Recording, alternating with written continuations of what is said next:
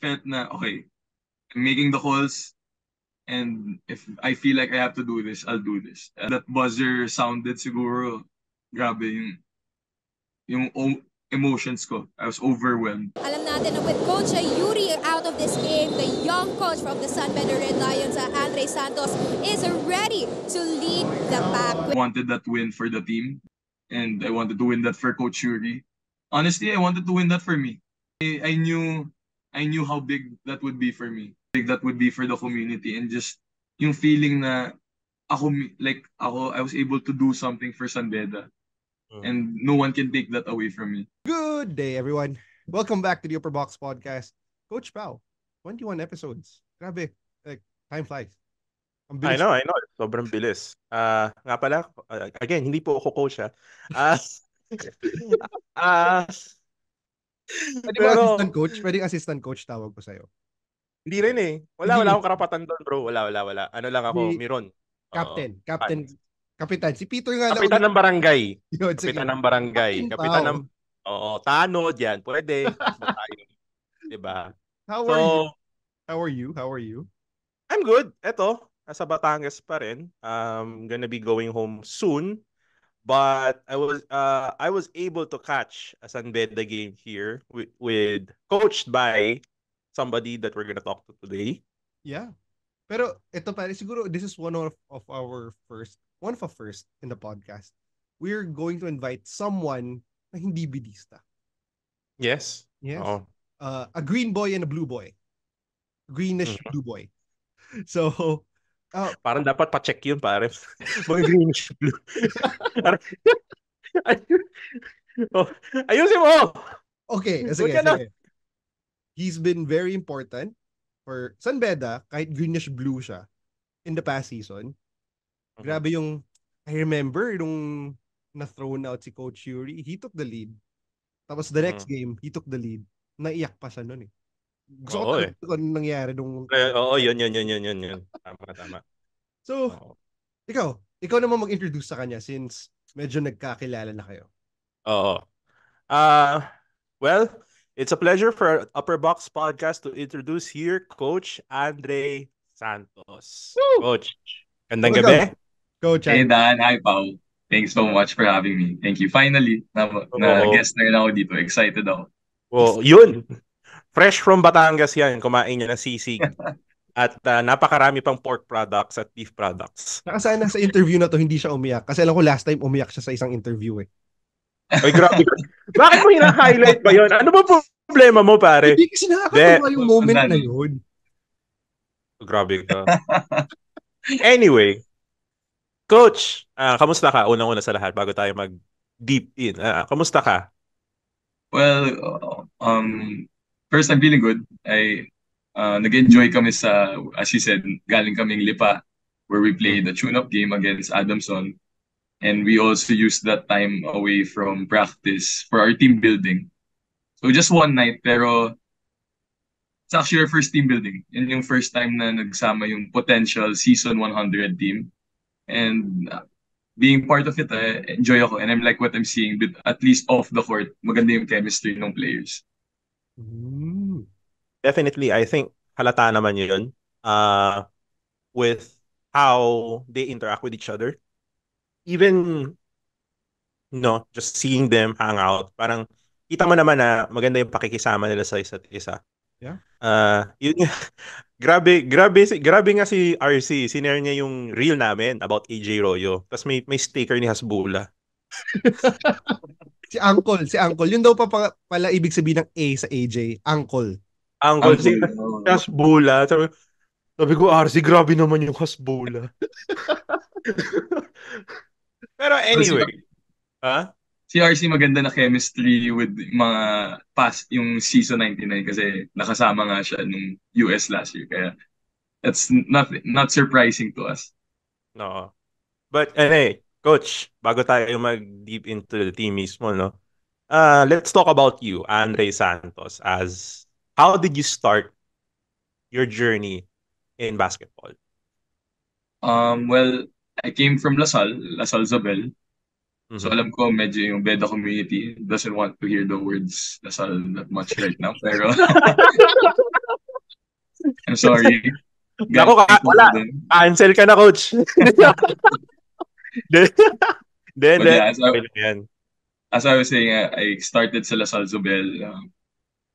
Cut it short, I started playing when I was 10 years old. Pina-try out lang ako ni dad. My dad was, again, you'll hear siguro a lot about him. Big influence sa akin. So siya nag-encourage lang sa akin to try out. And then, just like any school naman, from 10 years old, you try out for 10, 12, 14, 15, you're progressing. And then, homegrown ako sa Zobel, and I capped my journey off there with the junior archers. So I played in the UAP juniors. And siguro yun talaga yun. Doon na-form yung identity ko as a basketball player. And that's where I really built my my base on siguro where I am today or how I am today as a player or as a coach. Mhm. So, coach, anong year to? Nung nakapasok ka sa Junior Archers? I came into the junior archers 2016. So that was UAP season 79. So Sina yeah, Melesio to, coach? Milesio just graduated. Ah, okay, So I okay, was okay. in the pool of Milesio's final year and I got cut. I was one of the last cuts for that. So Mm. medyo masakit sa akin yun because that was a really strong team and that's a team that made it to the finals. So Oo nga. masakit sa akin nun kasi di ako part ng team na yun.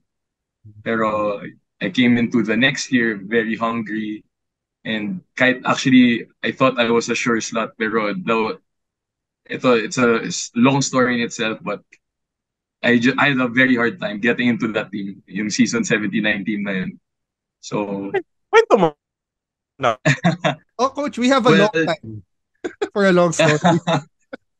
well, to simplify it siguro, uh, di ko alam yung role ko coming into that year.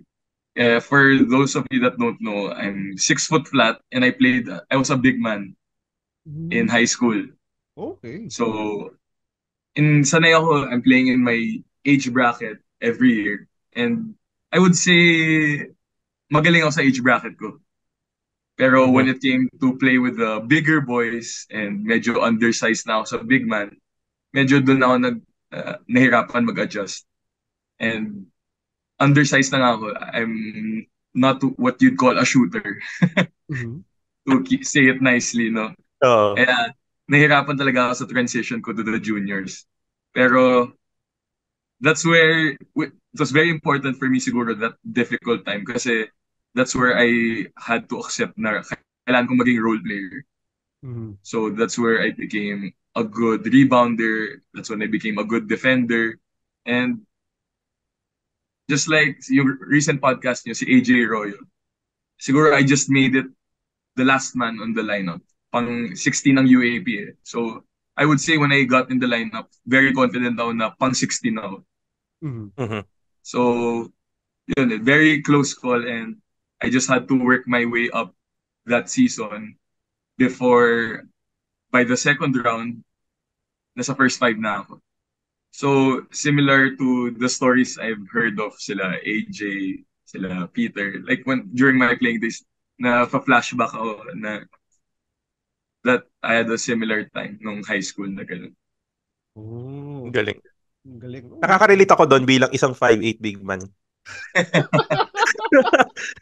Madami tayong ganyan, yung Oh, di ba? undersized bigs. Kasalanan ng coach ko to eh. Porket ako yung Exact. pangalawang pinakamalaki eh. Ginawa akong sentro. But Tama. anyway, coach. So, hindi ang laki. Sobrang parang ang laking relief sa'yo na nakapasok ka ng junior archers. And how would you say your high school career went para sa'yo?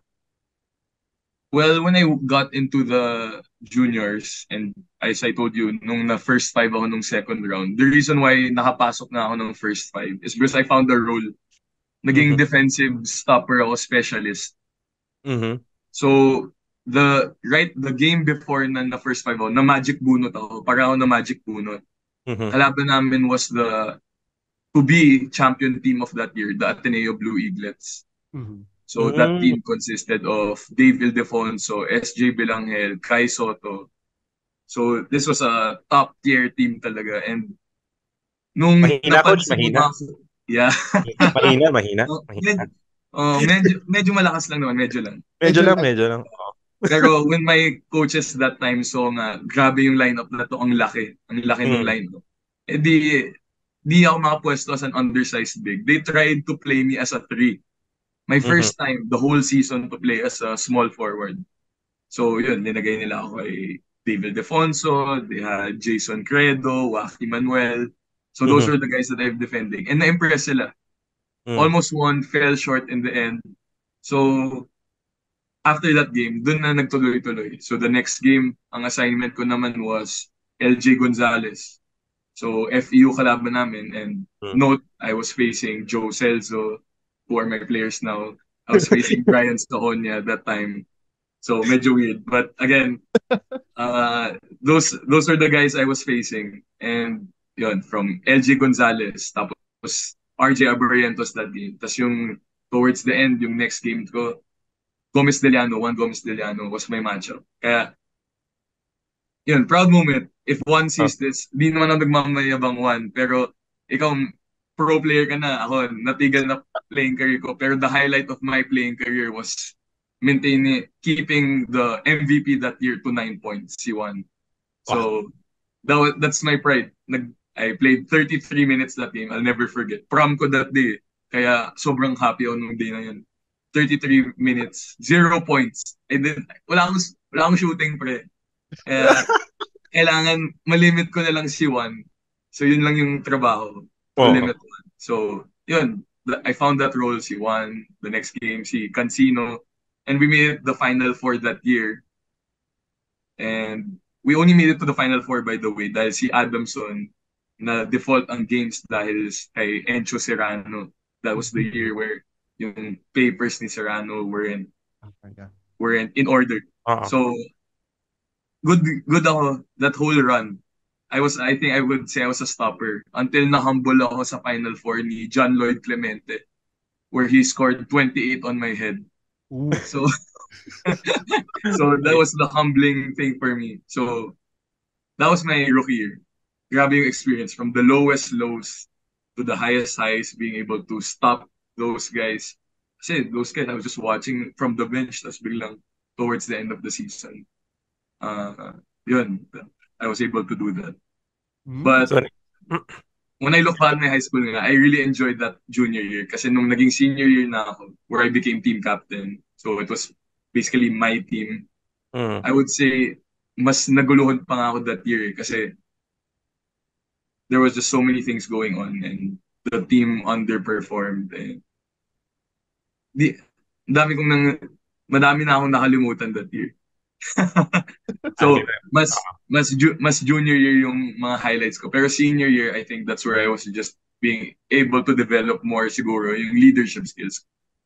So, being able to be a leader, ganyan. So, those things, my experiences na ganun, nadala ko from high school. So in short, magulo yung senior year mo. Kasi Magulo. Kung leadership Magulo, disappointing. I don't really like talking about it. Yung junior year, medyo enjoy pa ako. Okay. O, kasi kalimutan na natin yung senior year na yon. Kalimutan na natin yon. Pero Pero was natawa that lang a factor? Was that a factor na you transferred to the blue school? Yung disappointments nung senior year mo in high school? Well, actually, when I was entering college, again, di ako skilled. I just worked hard. I was a good follower sa mga coaches ko, ganyan. Kaya di ako recruited. So when I entered college, I was taking entrance tests. Mhm. And I was planning to be a regular student na lang. Wala na akong balak mag-basketball. But then I had a teammate nung junior year ko. So the year before I graduated, he was 1 year up senior me. He went to Ateneo. He went to Ateneo and he was in Team B under Coach Yuri. Mhm. And minsan, sinabi niya sa akin na his experiences, kasi this guy, his name is Gabe Natividad. Mhm. He was our big man in high school. He was very good when he was younger, pero medyo disappointing siya nung dumating sa UAP.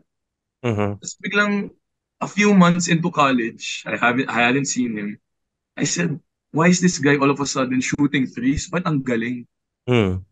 So naka-curious ako like about, okay, I found out he went to Ateneo, then I got curious about how Team B is kasi he didn't reach UAP right away when he Mm. entered college. And in short, he was just saying so many good things about his experience sa Team B playing for Coach Yuri. Mhm. Mm. So I said, okay, why not? Again, I'm not recruited. My mom went to Ateneo. I can like continue that parang legacy study in Ateneo. And I feel like I can continue playing basketball kasi yung parang yung team B nga, it feels a bit welcoming and exciting.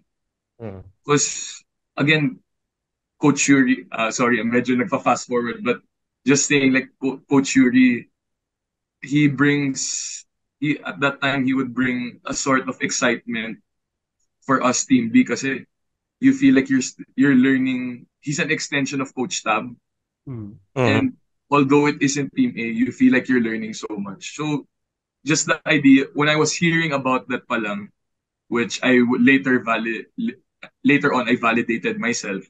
Sabi ko, wow, like this is something na I really want to be a part of sana. So yun, that was a big factor why I chose Ateneo to study in Ateneo and that I could extend my basketball career. Mm. Interesting, no? Okay, ah. Very that's yung basketball journey mo was, I would say, really unique talaga. From coming from high school. And in a way, medyo sugal din to na pumunta ka ng Ateneo to continue your basketball journey. Kasi alam naman natin, basketball, when you make decisions like that, sometimes it doesn't work out. Right. For one reason or another. May it be ikaw yung may issue, system yung may issue, coach yung may issue, your teammates may be an issue. A lot of other factors happen as to why one person may decide to stay or go or whatever. Pero I think that's one thing na napapansin namin sa podcast na to. I think Danny would agree is how Coach Yuri how Coach Yuri's system and how the culture is sa mga teams na hinahawakan niya. Right. Di ba? I remember Coach Yuri was coaching Team Behold. Kasi tawag, di ba, Glory B sa Team Behold. Yes. Yes. Yung team, nakalaban namin dati, ang Glory B. And I remember we were playing them, ang players pa namin nun, nasa Team B, Ola Jogun, Julius Armon. If you remember Julius, guy, Yes. ang old school, if you remember Julius Armon, alam niyo kung gaano kagaling yung taong yun. Um,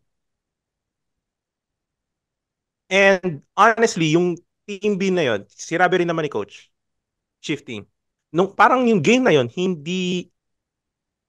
wala yung mga big names nila na nagre-residency. For some reason, parang nandun lang ata, if I'm not mistaken, Pingoy, maybe. yeah, Pingoy, Jerry Pingoy. And they held it tight. And then some guys na nakilala, hindi ko masyadong kilala. And the game was tight. And I'm like, what? What's happening? Parang, you would think a Team Behold na punong-puno na superstar that are doing residency kasi tanda ko nandun si Art, nandun yung mga old school players, sina Julius, Yeah. sina Ola. We're being held down by Jerry Pingoy, and not to disrespect anybody, but guys that I don't even remember. Right. Yes. Diba? And I see that now, in a way, diba? In a way that coach really maximizes kung ano yung meron ka. Diba? It makes you Yeah. better. But anyway, coach, going back to you. So, pagdating mo ng Ateneo, uh, nag-asset ka, pumasa ka na at all that. How was the process for you to go to Team B? Paano ka nakapasok? Well, simple lang actually. There was a tryout to formalize it. Actually, before the tryout, that summer I was practicing with them already. Mm. And then just to formalize it, there was a tryout. And Actually, there were only three of us freshmen na bago. Mm-hmm. And the other one is a name that might sound familiar. Sean Kitevis. So Mm. Sean Kitevis is the Mm-hmm. captain of the Blue Eagles now. And Mm-hmm. he became my best friend in college. And we were just both walk-on Mhm. tryoutees. And yun, it was actually simple. We tried out, na formalize. Sabi nila, oh, you're part of the team B lineup, and soon enough, may liga na kami, and we're already trying to blend in with the new guys and trying to get into the system. And for me, it was hard only because my skill gap nga ako, Mm-hmm. admittedly. Imagine, undersized big na ako, tapos they were trying to convert me into a guard. And my teammates in Ateneo knew how I tried so hard to work on my shooting my first year, and I just had a hard time. Mm-hmm. And eventually, I realized later on na my issues were mechanics. Kaya even my second year, si Coach Yuri nag-assign ng shooting coach sa akin. And I thank Coach Yuri for that actually kasi doon ako nagka-confidence. And sa first year pa lang, I would say, baka i-deny ni Coach Yuri. Pero Coach Yuri liked You. me even kahit wala akong skills. Mhm. Oh. Kasi uh, in a classroom, they might call me a teacher's pet. Mm. Pero in pero Oh. di naman ako pabibo, di naman ako sip-sip kay Coach Yuri. Pero magaling lang akong makinig. Mhm. Because ang Ah. hawak ko lang na bala sa akin, wala akong skills eh. So, ang mindset ko palagi, kailangan ko lang makinig sa coach ko. So, and very important yun kay Coach Yuri from the start. Whether it's executing, defensive game plans, defensive terms, discipline, ganyan. So, from the start, medyo na-impress ko na siya in that way. Kaya, transition, it was pretty easy. And syempre, with a coach like Coach Yuri na mabait, very welcoming, very Mhm. light, likes to joke around, so much easier for me. Mm. Akala ko, coach, yung sinabi mo teacher's pet, ikaw yung nagre-remind kay coach. Coach, kulang pa po kami ng runs. Drills. Wala pa ako ng drills. Well, actually, when you said that, I was reminded of one thing. The first time na pinagalitan ako ni Coach Yuri was because of something like that, what you just said. Mm. Sabi ko sa kanya, kasi kahit hanggang ngayon, magaling ako sa mga drills eh. I know the drill even as a player. Mm. So sabi ko sa kanya, Coach, mali. Dapat mauna si ganito. Mm. And siguro bad day lang siya. Sabi niya sa akin, ikaw na lang kaya mag-coach. Ooh. So that was the first time I was like, oh my God, like, shit, yari ako. Mukhang nasa bad side na ako ni Coach Yuri. Pero being the way Coach Yuri is, he said, he apologized na nasabi niya nga yun. Mhm. Mm. Pero even then, magano na ako, very vocal. And when I see something wrong, I have to correct even as a player. Mm. Pero look at you now, assistant coach ka na ni Coach Yuri. Kaya, Oo. kaya kahit ako pa rin first assistant niya, ako pa rin pinapagalitan. Okay, okay. But I'm used to it and Oh. I love it. Oh. Well, again, this is great stories coming from your end on your development and your relationship with coach. So how would you say yung like how would you describe your career in college in Team B and all of that? Kasi we all know that Ateneo is a stacked team during Yeah. that period. Sobrang stacked nun. Kasama mo pa sa Team B si Dwight, di ba? Yes. Oo, Yes. nakasama mo pa sa Team B si Dwight, si Eli. What was that experience for you? Like, dun sa Team B with that situation na stacked ng Ateneo. And they were winning. Yeah. I think yung second, so that was my first year, the one I was saying a while ago. Nung Mhm. second year ko, that's when Dwight, Eli came in. So yung first year ko actually sa college, yung team B namin wasn't so strong. But we had some good vets, pero you knew na, okay, most of these players here are no longer like gonna be able to reach Team A. You can already tell. Mm-mm. But it all changes the next year. Mhm. So Team B, a bunch of guys come in, including Dwight and Eli. You had the Magdenberg brothers Mm. from New Zealand. They brought another guy from New Zealand, Cade Muro. You had Inan Fornelius from Green Hills. Mm. So yeah, it was a stacked team. Mhm. And at that time, I was like, okay, like medyo lost rin ako. Mm. Kasi again, these guys, grabe yung caliber. Iba rin yung caliber ng players. Mhm. Kasi imagine that's your team B, tas yung team A mo, actually overwhelmed ako that time eh. Oo. Kasi to be honest with you, that team of Team A, Team A na to you see Thirdy Ravenna, you see the Nieto brothers, you see Gian Mamuyak every day, you see Ange Kwame. That's their first five, but you have guys like Jolo Mendoza off the bench. Mm. Diba? Grabe, 1 to 15 deep. Sobra. Since that team, whether in the UAP or in the NCA now, I haven't seen a team that stacked that deep. Mhm. Kahit Mm. yung UP. Sorry, Mm. like not even UP. Like that 2018-2019 Ateneo, grabe. Grabe kayo nun, Grabe. grabe kayo nun. And it, syempre, di naman lahat pumapasok sa team A. May nabuhusan pa sa team B. So yung team, kahit yung team B namin, ang lakas. And admittedly, again, I'm always accepting naman. Yung skill gap ko that time, I was like, do I even belong here? Mm. Do I even belong here? Kino-question ko talaga that time kasi grabe talaga. As in, kudos to Coach Tab, Boss Epoch. Grabe yung recruitment class na yun. Mhm. Mm. And, but Coach Yuri, back to Coach Yuri, thankful ako sa kanya because it was just my second year. I was 19 years old and all these guys, he named me team captain of Team B. Mm.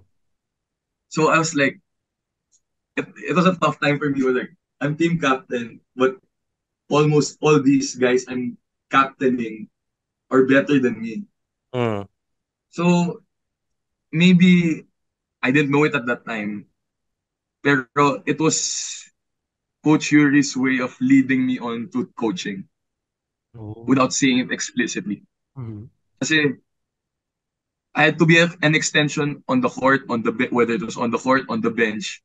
Kasi I was leading, um, I was telling the guys how things are done.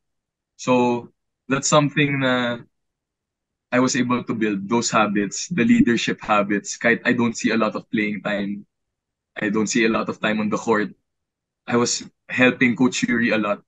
Mhm. Mm. So that was the biggest part, siguro. The biggest thing I learned, the biggest thing I developed. And I wanted to see it go further sana. Pero actually during second year, after first sem of second year, pandemic na. Yeah. Na-pandemic ako. So, bitten. Yun. If there's one word to describe my college, bitten. But at the same time, that what I learned in that short time being a captain of guys of that caliber, it humbled me. And Mm. it guided me towards a path of coaching. Totoo. Mhm. Nice. I think that pandemic, um,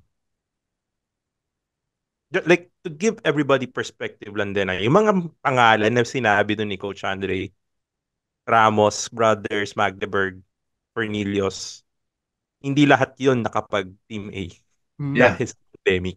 Yes. Pero imagine if that team went up into the UAAP. Yeah. Yung team lang na yun, yung Team B lang na yun. Right. Oh. Bro, Final Four yun. Oo. At least Final Four. At least Talaga. Final Four. At least Final Four. Those Kasi, guys were already playing in the PCCL before the pandemic. Ang lakas talaga ng team na yun. grabe yun, Coach.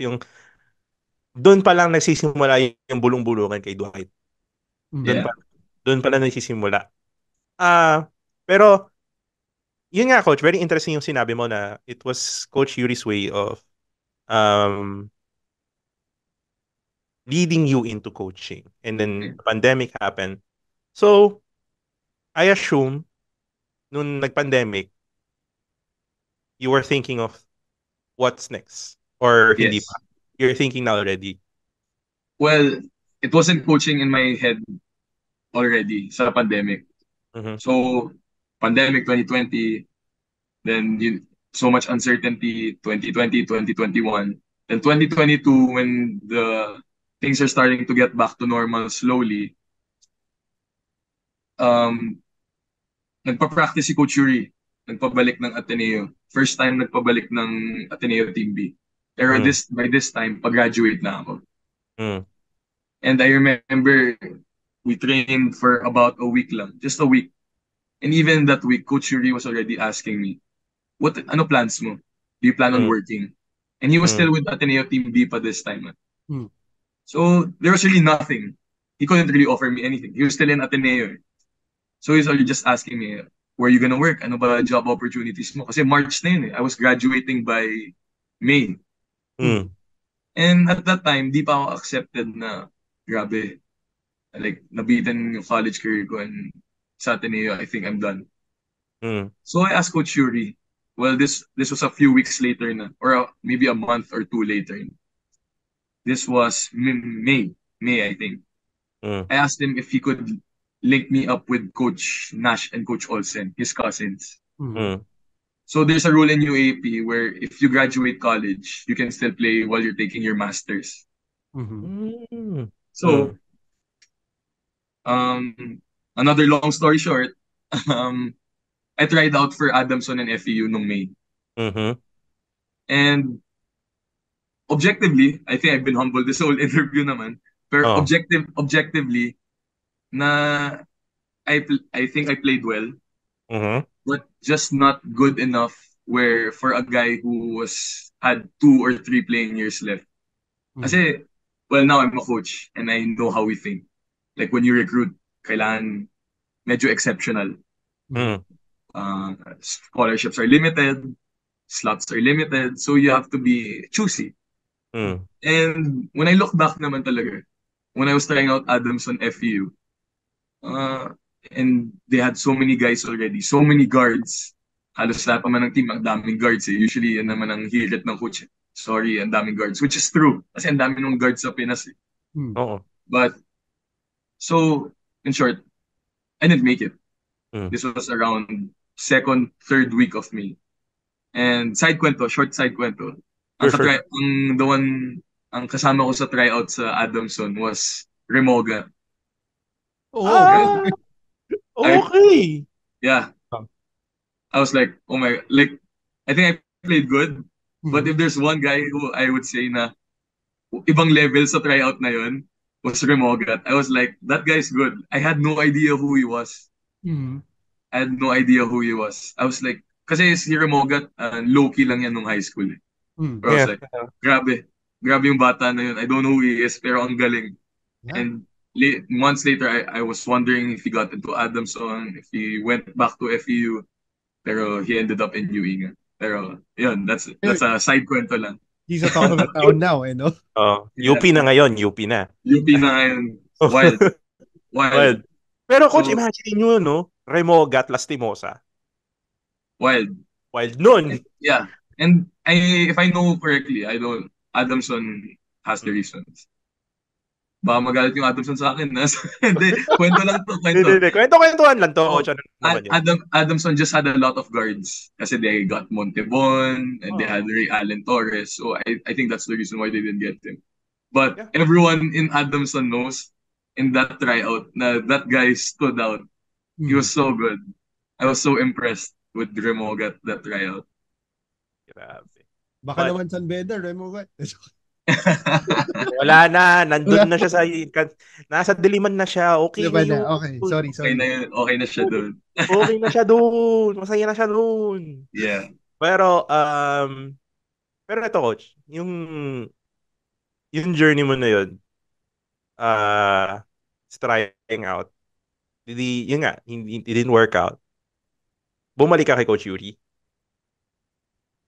So, this is God's plan, God's perfect timing. I think correction. This was second or third week of June. Mm-hmm.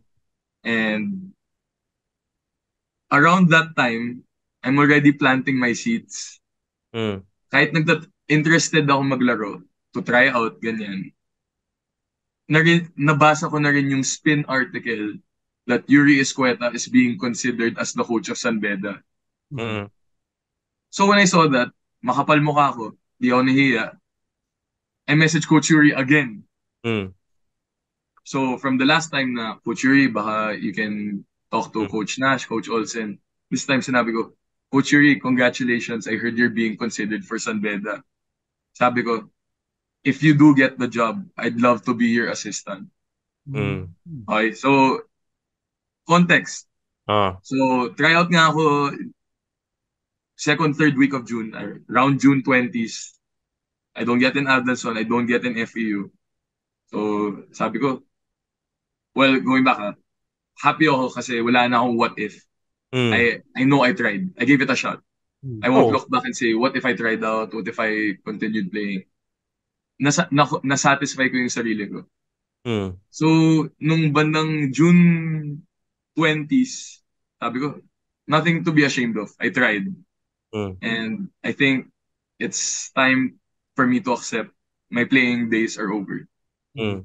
So sabi ko, by July, I should be looking for a job. Kasi Mm. by August, I will be marching already, graduating by August. Mm. So June 20s, LU ako. Party muna. Grabe. Oh. 3 weeks rin yun. From BF Homes ako eh. Pumupunta ako ng Adamson, pumupunta ako ng FEU. 3 weeks rin yun, sunod-sunod. Oh. Sacrifice rin yun in my own way. Kaya, sige, June 20s, party muna tayo. Enjoy. Sige, enjoy. Ah. While I was in LU, I'll never forget, while I was in LU, Coach Yuri sends me a message. Mm. Sabi niya lang, game ka mag-San Beda. Yun Mm. lang, game ka mag-San Beda. Sabi Mm. ko, G. G. Edi na ano ka, nagising yung diwa mo kasi. Oo. Umorning ka So, lalo. Oh. grabe. Last night ko pa yun. So I was like, oh, enjoy. And then, the next day, like, I was trying to, like, yun, nag-uusap pa kami. He was giving me the details. Turuan kita the first thing I remember, kasi parang yung role na ibibigay niya sa akin to start was as a scout, doing videos. So he said, tuturuan kita mag-video, ganyan, etc., etc.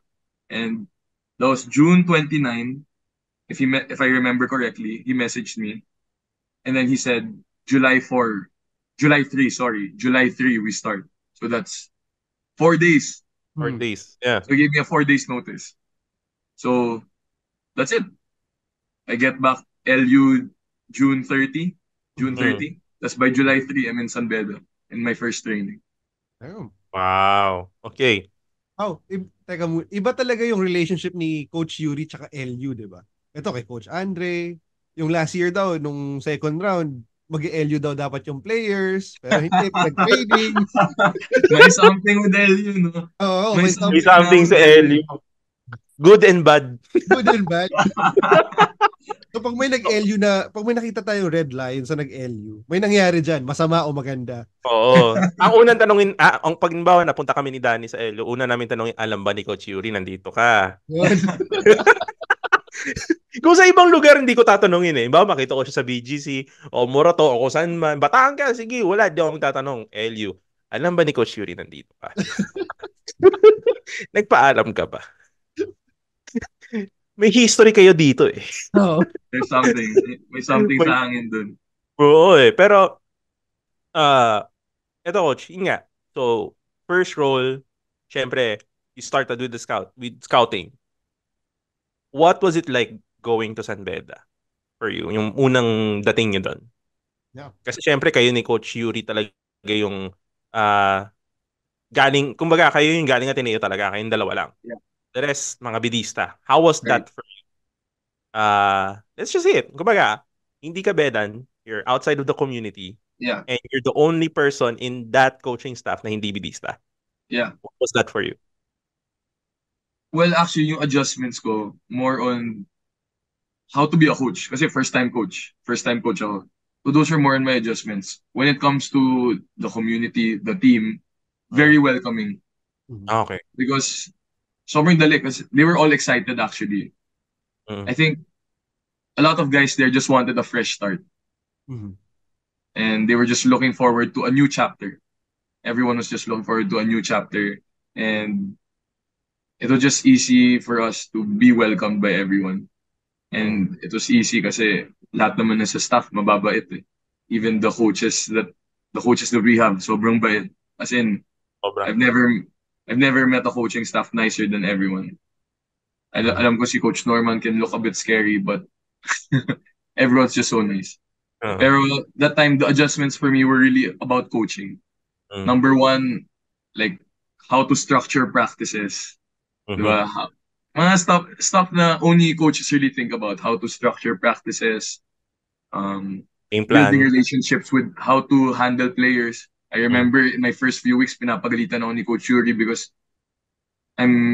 masyado akong parang bata, like being a player around them, like reminding me how to be professional. Mm. Kasi alam ko, there was a drill. Ay sorry, may mag-free throw, Mm. he has to make the free throw. And ako naman, being a young, naive coach, nasa ilalim ako ng ring, nagde-distract. Wala! Wala! And I remember, Coach Yuri put me to the side and he said, Dre, coach ka na, hindi ka na player. Like, Oo. there's a level of professionalism that has to be here. So yun, those were the things I had to learn, being professional, how to be a coach, um, building my relationships with players that are older than me or my age. Mhm. So, Kalaban mo pa. yeah, mga nakalaban ko, exactly. So, yun, those were, I would say, yun yung biggest adjustments for me personally when we came in. Mhm. Yeah. Actually, coach, 'di ba? Actually, nabanggit din namin to kay Coach Jenkins when he came in. Like, for players kasi, they have this mindset when there's a new coach. Parang, uy, bagong coach. Like, may matututunan ba ako dito? 'Di ba? May maaano ba ako? It's not, hindi siya overt, hindi siya ano eh, hindi nila isasabihin directly. Pero you can tell with how they act. Kumbaga na, may matututunan ba ako dito? Kumbaga, you have, in a way, you have to also prove, kumbaga, they have to prove something to you and then you have to prove something to them din. Right. May Yes. naging ganun ka ba, coach, na experience? There's a feeling like that because obviously kami from our side we want to see who's a smart player, who's a good follower, who's a good listener ganyan. And Mm. from the players end naman, I would say ang advantage kasi ni Coach Yuri, advantage namin is that we come from Coach Tabs 3. Mm. And I think anyone in the collegiate level has a high respect for that. Naman. Uy, team basketball. Uy, European basketball. So Mm. there's a sense of excitement there. Mhm. And I feel like from the players' perspective, there was a lot of excitement, man. And I think it was very easy for us to get their buy-in. Mhm. Well, I wouldn't say easy pala, sorry. I don't want to say easy to get the buy-in pala. It's just easy for us to be able to teach and for them to be receptive, not necessarily buy-in. Because ang mahirap to say buy-in because there were so many bad habits that that team had Mhm. and it was just too short of a time to correct. Too So short. we weren't able to get those guys to fully buy in. Kaya nanghihinayang ako because I wish we could have more time with James, Kwekwe, more time with JB Bayo to get acclimated into the system, to teach to teach the things that we were able to teach to season 99 team. Sayang. But yun, that was the situation we were in. And just wasn't enough time. There just wasn't enough time. So that was the biggest challenge, the time. Yeah. Honestly, you guys really, like, I'm just gonna say it. Parang kumbaga, yung expectations for that team wasn't high. Kumbaga, kahit yung community mismo eh. Kasi nga, let's be honest, what, 2 months, 1 month before the season, saka lang kayo papasok. Ano yun, basically, first thing nga, we've been saying this in the podcast, the first round was your preseason. why would we expect the championship from that kind of team? Kasi nga, unfair. It would be Right. unfair. Diba? But look at what you guys were able to do. You went into the Final Four. JB Baguio had a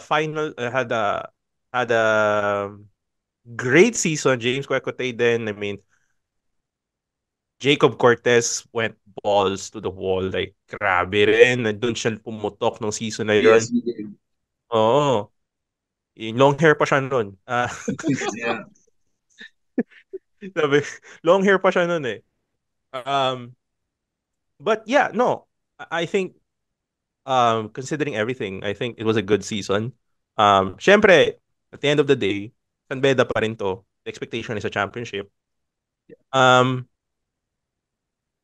so, okay, off-season. Ito na, coach. How did you transition from scouting to handling Team B?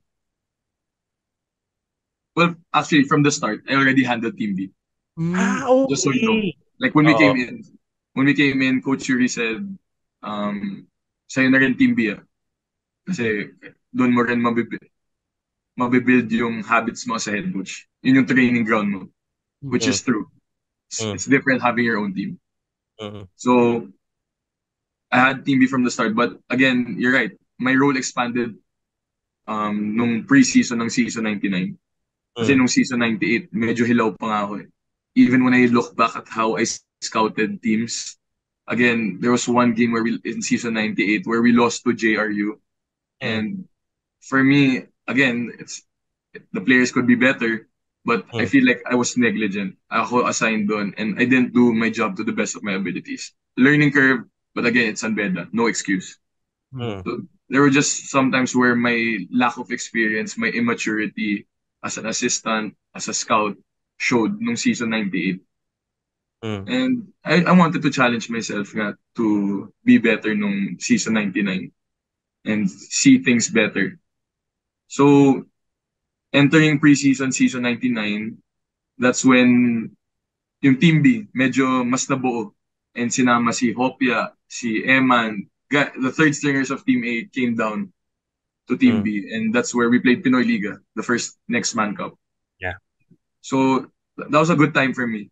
That was a good time for me to being able to coach those guys, being able to be competitive. Kasi medyo yung Team B nung season 98, medyo a bit raw, a bit raw. But when may nagka-pyesa kami nung next man cup, I was Mhm, able to have some confidence, do things on my own. So mhm, slowly, I started building my own ideas, being able to see things better. Just just like players kasi as a coach you need games eh. Mm. You need you need to put yourself in situations na as a head coach well mm, I'm blessed na I have an opportunity to head coach a team.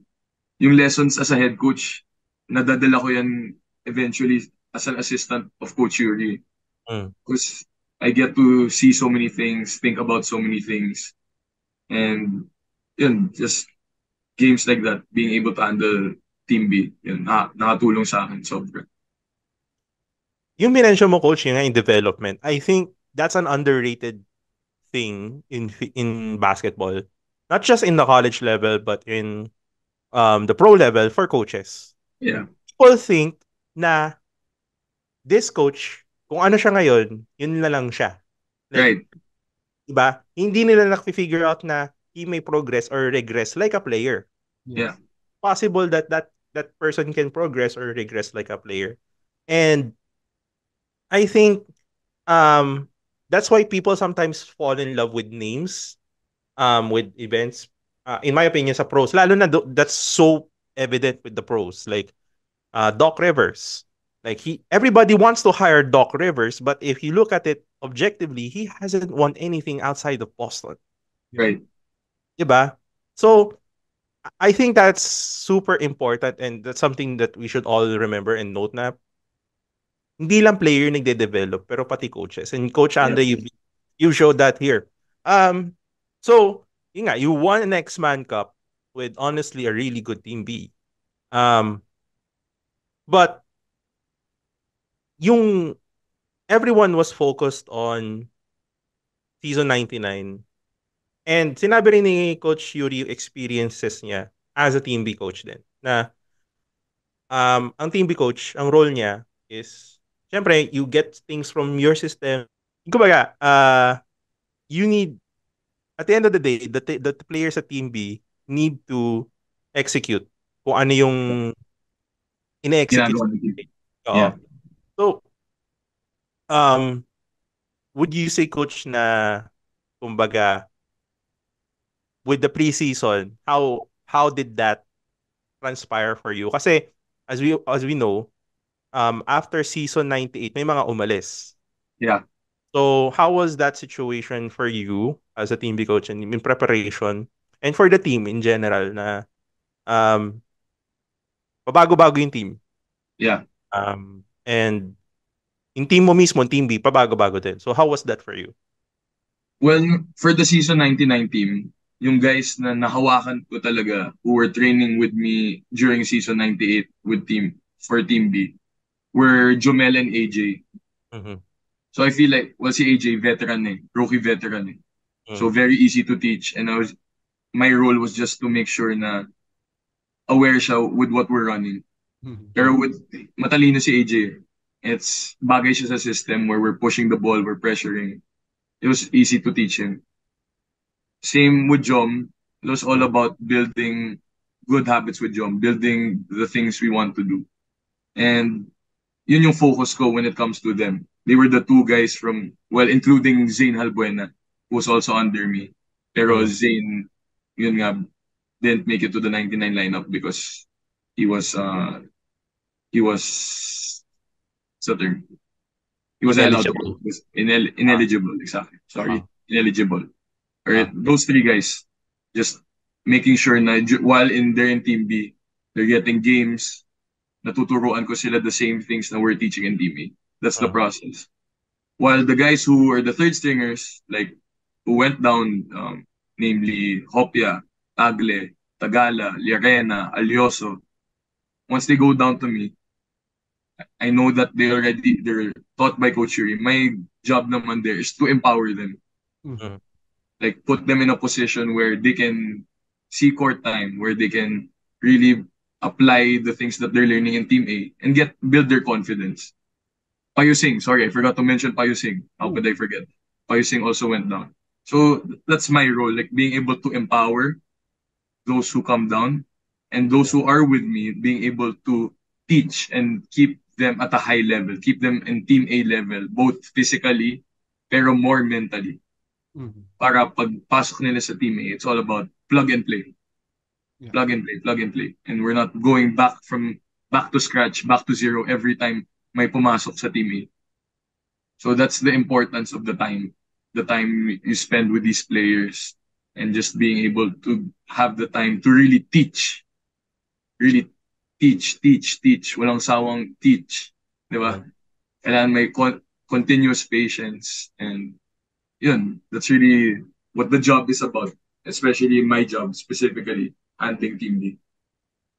Actually, coaching, I think that's an underrated part of the Team B. Kasi when people think of Team B, they're just thinking, nagre-residency lang yan. Yeah. Pero, di ba, hindi nila nakikita yung the work that goes into teaching a Team B player in informing him of the system, teaching him the system, teaching him the habits that team wants you to learn. And eto, coach, may tanong ako. Going back to your Team B days, like, do you feel that your experience as a Team B player helped you in handling Team B now? Kasi For yung sure. For sure. Kasi the most important thing to me, being an ex-Team B player and being a Team B coach, is how you how you look at Team B. Like, how are you gonna decide to handle yung time mo sa Team B? Whether you're a walk-on, whether you're a recruit in residency, how do you view this Team B? And what are you gonna do with this time? So, especially itong recent na Team B, very, very close ako sa nila. They know na it's so important to me na they treat Team B as their Team A. We treat our leagues na we join as our NCAA. We come into every game prepared. Kasi the reality is in Team B, practices aren't all as often as consistent Mm. because with conflicts sa Team A or the teams we face aren't as strong as the ones obviously in the NCAA. Mm. Mm. But let's not waste our time. Yun yung approach dapat eh. And that's what Coach Yuri taught me nung player ako sa Team B. Like, huwag tayo magsagyan ng oras dito porque Team B tayo. Yeah. Like, let's make sure na we have a standard and we keep the standard of Team A. And Mm. we play the right way and we build good habits and that by the time na sa Team A tayo, we have the right attitude and we have the sufficient knowledge to play at that level. So that's the important thing for me na we keep the attitude and we have the same knowledge that Team A possesses in Team B. Yeah. Galing. Ha? Yeah. Ganda nun. Ikaw, Danny, may tanong ka? Hindi, natutuwa lang ako, man, na San Beda basketball, especially Coach Yuri San Beda basketball, talagang hindi lang siya palakasan eh. It's not just about skill. It's more on emotions and mental eh. Yeah. Galing. Like, bihira mo Culture. makita yun eh. It's culture. It's culture. And Yes. good habits as well. Very Right. important good habits sa basketball team na ito. And I'm gonna say it, like, let's be honest, like, I think this is a breath of fresh air. And then, alam naman natin yung nangyari before matisin na Coach Yuri. May mga umaalis sa player, medyo magulo. And I think, nakikita ko yung sinasabi mo, Coach, na when they just wanted to have a new chapter. And I think, yung system and the culture itself, I think that's what it was. So, ito, Coach, tad kayo ng liga, tapos, pero everybody's eyes was on season 99. Yeah. What was your reaction nung wala tayo sa Final Four? Predictions ng mga tao. Sorry again. What was your reaction nung hindi tayo, kumbaga the pundits were not putting us in Final Four predictions? Well, to be honest with you, I don't really listen to that one. But at the same time, I was a bit worried about our team. Mm-hmm. Okay. Uh-huh. I was a bit worried about our team because just before NC, the recent things that we did were the Davao tournament and the Mm-hmm. US trip, Mm-hmm. which all were productive, Mm-hmm. especially the US trip. Great experience.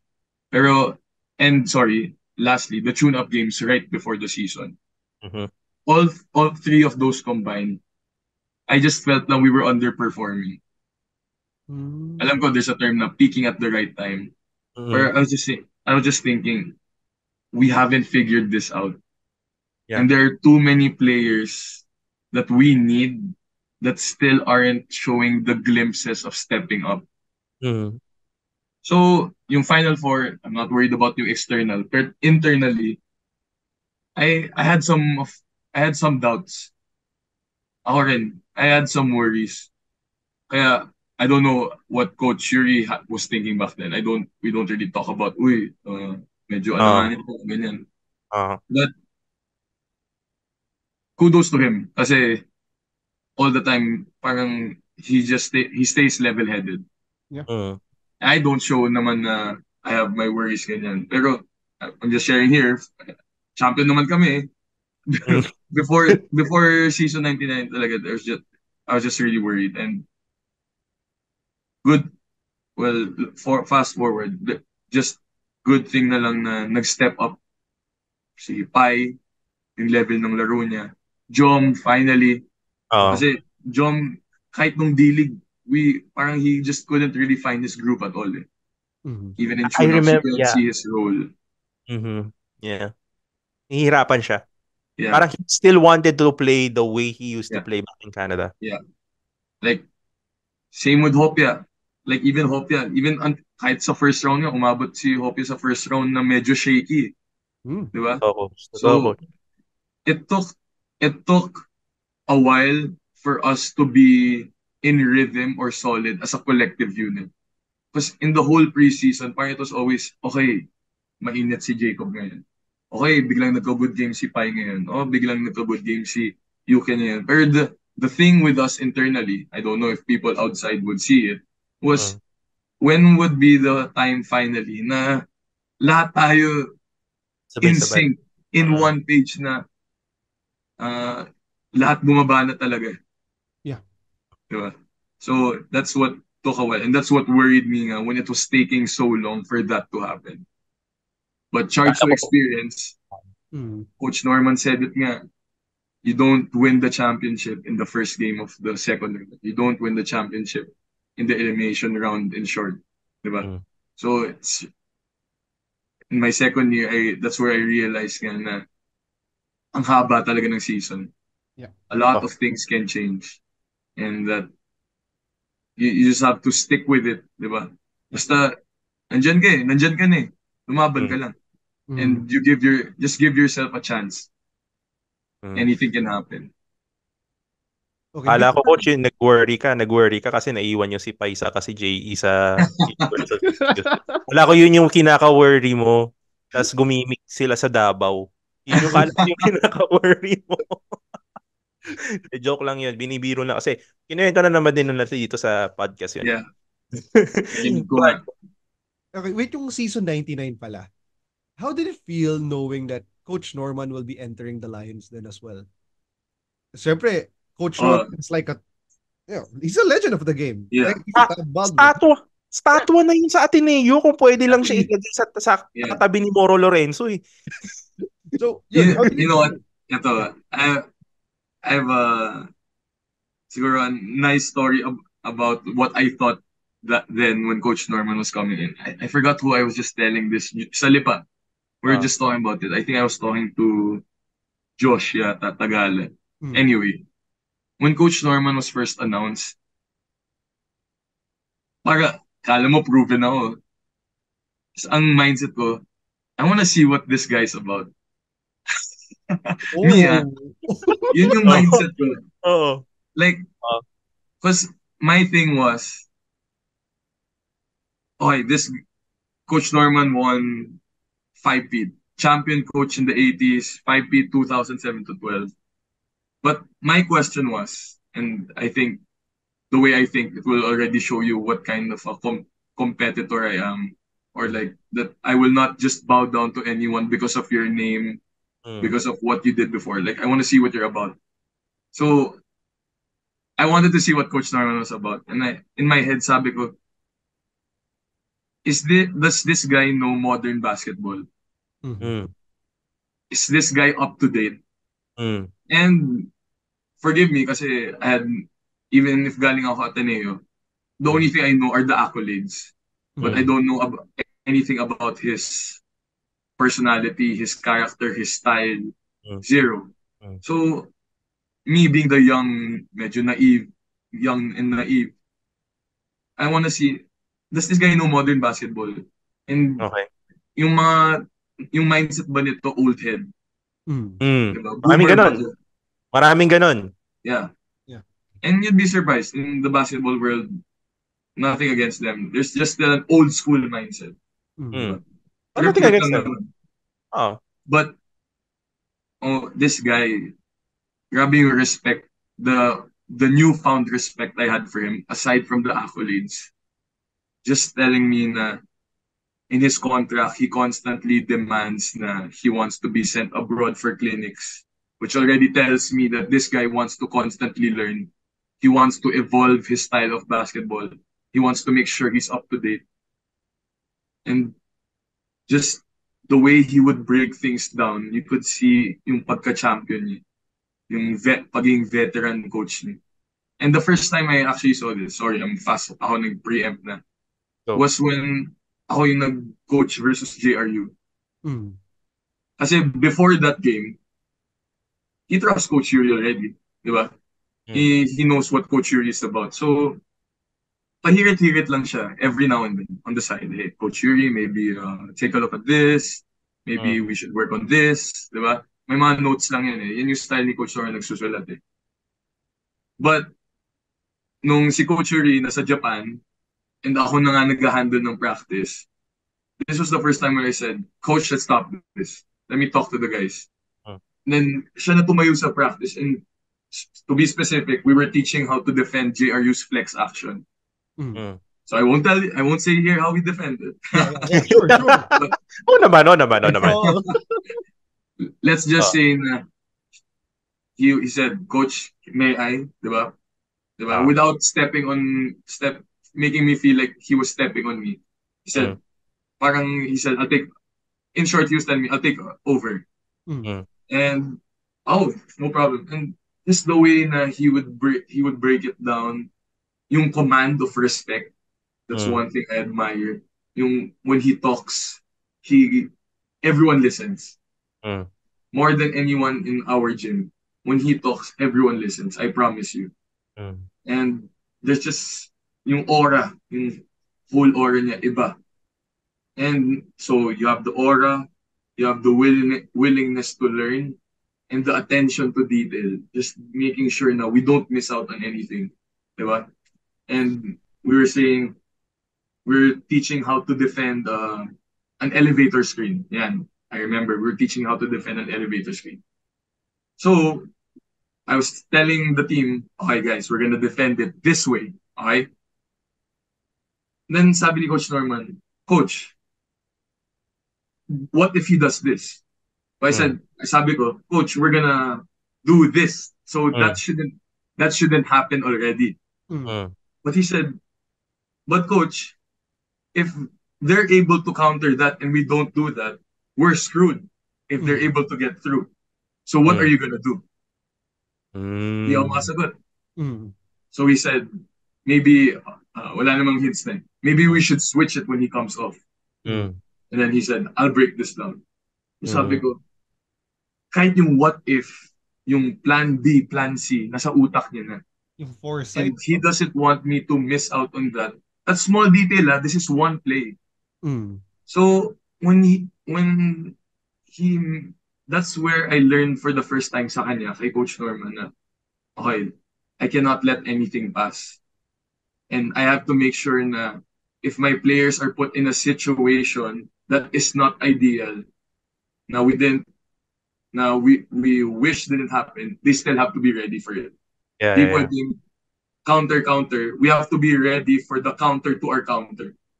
Mm. So naging Grabe. just like that. So, grabe.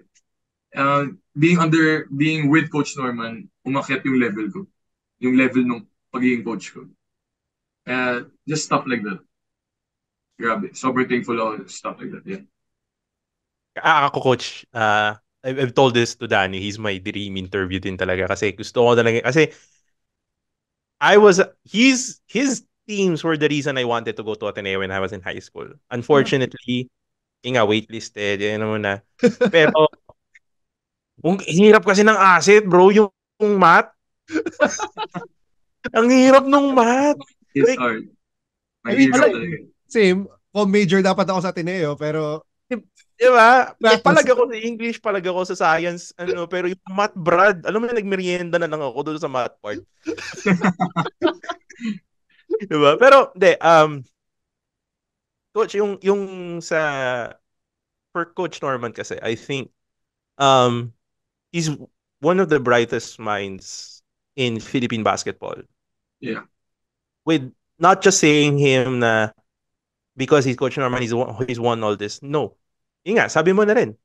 He keeps improving. Sila ni Coach Tim Cone, they love going back to the States to go to clinics or to wherever to be updated. And they're applying different things. And ang napansin ko sa kanila, Coach, they're not afraid to try new things. To Yes. change their whole system, to scrap everything, and then ganun. Kasi ginawa niya yun sa Meralco. I remember when he first started in Meralco, hindi nag-work. Switch siya, nakakapag-finals na sila. Right. Diba? And I think that's something that is a credit to Coach Norman as a coach. And honestly, we're very lucky. San Beda is really lucky to have him as an assistant coach. Yeah. And I'm excited for this relationship with him. this partnership with him in the coming years. But yeah, Wait I'll just add, bago ko lang makalimutan, just a bit for sure. everyone. Siya ang nagsabi na Cliff should not post up. Share ko Kasi lang. uh Hmm. And it's nothing to take away from Cliff, di ba? uh Humility. Our culture is all about humility. uh Know what your strengths are, know what your weaknesses are. And he told uh us, Cliff cannot post up. And I feel like when Cliff understood na di ako scorer, I will set good screens, get rebounds, finish open drop passes. Doon niya na-unlock. Aside from the drills that Coach Norman does with Cliff, yung just being able to understand the strengths and weaknesses of the player, Mhm. especially the bigs. Yeah. Doon na nakatulong si Coach Norman, helping the bigs realize their roles. Yeah. Yeah. Share grabe ko kasi lang. coach yung drastic din ng change ng laro ni Yeah. Hopia. The Yeah. big guys, Yeah. sila It's Alex. yeah, it's drastic compared to season 98. Sobra. Sobrang layo ng mga laro nila. Um yun yung I think that's the big thing about the San Beda basketball program right now is we don't have all the glitz, we don't have all the glamour, pero what we can really offer is that we have proven that this program can improve players. Yeah. Yes. Yun. Like objectively speaking, halos lahat ng season 99 roster, lahat Yeah. sila gumaling. Hmm? Yeah. Lahat. And Diba? siguro bro, something to take away for our viewers. Hindi naman lahat ng viewers natin are basketball players or basketball coaches. Marami sa atin basketball fans lang. Mm. But let's take Mm. Coach Norman as an example. This guy has been a championship coach for many teams, a lot of accolades. He's what, 60 plus na? But he's still trying to learn every day. Yeah. The humility. Talagang, it's something we can take away talaga. Na Yeah. we should still try to learn every day. Kahit kaano kagaling na tayo, kahit kaano karami ng championships, dami na tayo napatunayan. We still have to evolve and develop every day. Ang galing. And respecting people. Yung the way na nakita ko, yung kwento rin ni Coach Andre na yung respeto niya para sa mga kasama niya and the players. But yeah, medyo pag-uusapan natin coach yung game na yun, yung JRU game na yun. Pero siguro mabilis lang. What was it like coaching sa NCAA? Now, let's be honest, the stereotype is we are a physical league. And how was that for you? For example, sige, just be specific. How was your first San Beda Letran game as a coach? Well, grabe. As in, nandibago talaga ako. This, aside from playing, I would really watch UAP games. Mm, And for the Mm. viewers, when I did watch NCAA, I only watched Letran San Beda. mm. Mhm. And wink, wink, I used to be on the other side Ooh! because Feel na to si coach. because my family, my dad, grand grandparents are all my titos, titas, mga Letranites. Okay. So that's a fun Ooh. fact. Kaya Oh. ako ako ako na lang red. But Okay lang yun. Okay lang yun. Oh. aware na ako even before about the physicality. Just from Mhm. watching San Beda Letran. Mhm. And once you're in the front row and you're going against teams like Letran, JRU, ARU. these are the really physical teams. And AYAK. yeah, yes. So one thing about, again, going back to Coach Yuri is we're here to play basketball. Mm. That's what we always remind the players. We're here to play basketball. And I've never, maybe as a spectator, di ba? You're like, grabe, physical talaga. Physical nga talaga yung NC. Ah. But as a coach, the only thing you can actually really do or really say is, let's play basketball. Let's be mentally strong. And let's just make sure na we're prepared for it. Di ba? Di tayo gagante. But at the same time, di tayo magpapabuli. Yes. Di ba? Tama. So, it's all about how, I think the thing sa NC is, how do you play smart? How do you continue or continuously or constantly play smart while you're being punched, while you're being pushed, di ba? Diba? So it's really just about not being affected by all those external factors. Diba? Mm. And it's something that you take into consideration when you come into games. So being ready for it, that's really just the biggest priority. Knowing that it's coming, but at the same time, di yun yung priority mo. Yun Yeah. yung Mm. side lang yan. Diba? Ready ka dyan. Kaya you can still do what you have to do, which is playing basketball the right way. Pero as a coach naman, how do you argue with the referees? Lalo na pag nakita mo na nasasaktan na yung players mo. Yeah, of course. You want to be. That's what I learned about kay Coach Boyet. Eh. If you know Coach Boyet, sobrang passionate. Eh. Mm. Mm. Passionate, very visibly emotional, especially when he talks to the refs. And I learned again. Napasa kasi yung role yun sa akin this season 99. Eh. Season Mm. 98 si Coach Boyet pa kumakausap sa ref. Eh. For those of you that don't know, only one assistant can talk to the ref. Okay. Mm. And since lumaki na nga yung role ko sa 99, na-pass yung assignment na yun sa akin. So it's being about making sure na you don't want to cross the line, but at the same time you want to show the ref na you're fighting for your player Mm. and that you guys know what's going on, di ba? So you want to make sure they're aware and kailangan pinapakita nyo na, oy, yung players namin di gumagante. Or at the same time, kailangan pinoprotektahan nyo yung players namin. Mm. Tama. So it's really just that mindset. Na-technical ka na ba? Nabigyan ka na ng technical ng ref? Warning. Kung napapansin yun pala yung nawa-warningan dahil tumatayo. Mm. Lagi nakatayo, tigas ng ulo ko. Minsan nga, di ba may yung ads? Oo. Medyo naka-ganun na ako sa ads eh. Para di obvious. Ano nakatuwa eh. Dami ko ng warning dyan sa kakatayo na yan. So, hindi Pero naman alam mo ko, napagalitan, nagalit ka, naging emotional ka talking to a ref? Hindi. Hindi naman. No. pero coach, natawa ako. Ito, to piggyback doon sa mga kinuwento mo ngayon. Going to the Coach Yuri suspension. Natawa ako doon sa paano siya na-suspend. Kasi di ko, like, I'm not gonna, like, kumbaga, natawa kasi ako kasi hindi talaga siya nagalit. Yeah. Gulat ako technical. Sige, Pao, kwento mo nga ano ba yung nangyari noong time na yun. Tapos, let's hear from Coach Andre. Ano ba yung nangyari from their side of that event? If I remember correctly, si Coach Yuri was contesting a foul. Mm. Tapos parang he was demonstrating na kung ano yung nangyari and he was contesting it to the ref. And in Coach Yuri fashion, he would do it in a very calm way. Pero you would see na medyo, yung sa mukha niya, facial expression niya na, yun nga, medyo bad trip. Pero, like, kalmado. Nagulat ako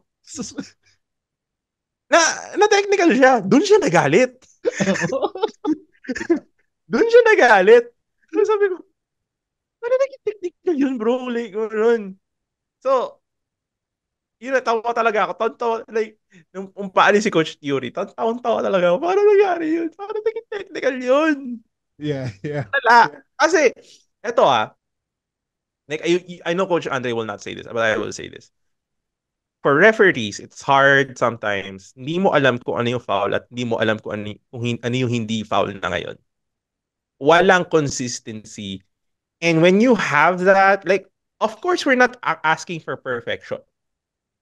We're not asking for perfection kasi it's a human call yun eh. Ganun talaga, breaks of the game. If perfect yung lahat ng call, boring yung basketball. Yeah. But you gotta tell us, ano yung foul? Like, you gotta show us what's a foul and what's not a foul. Yeah. Diba?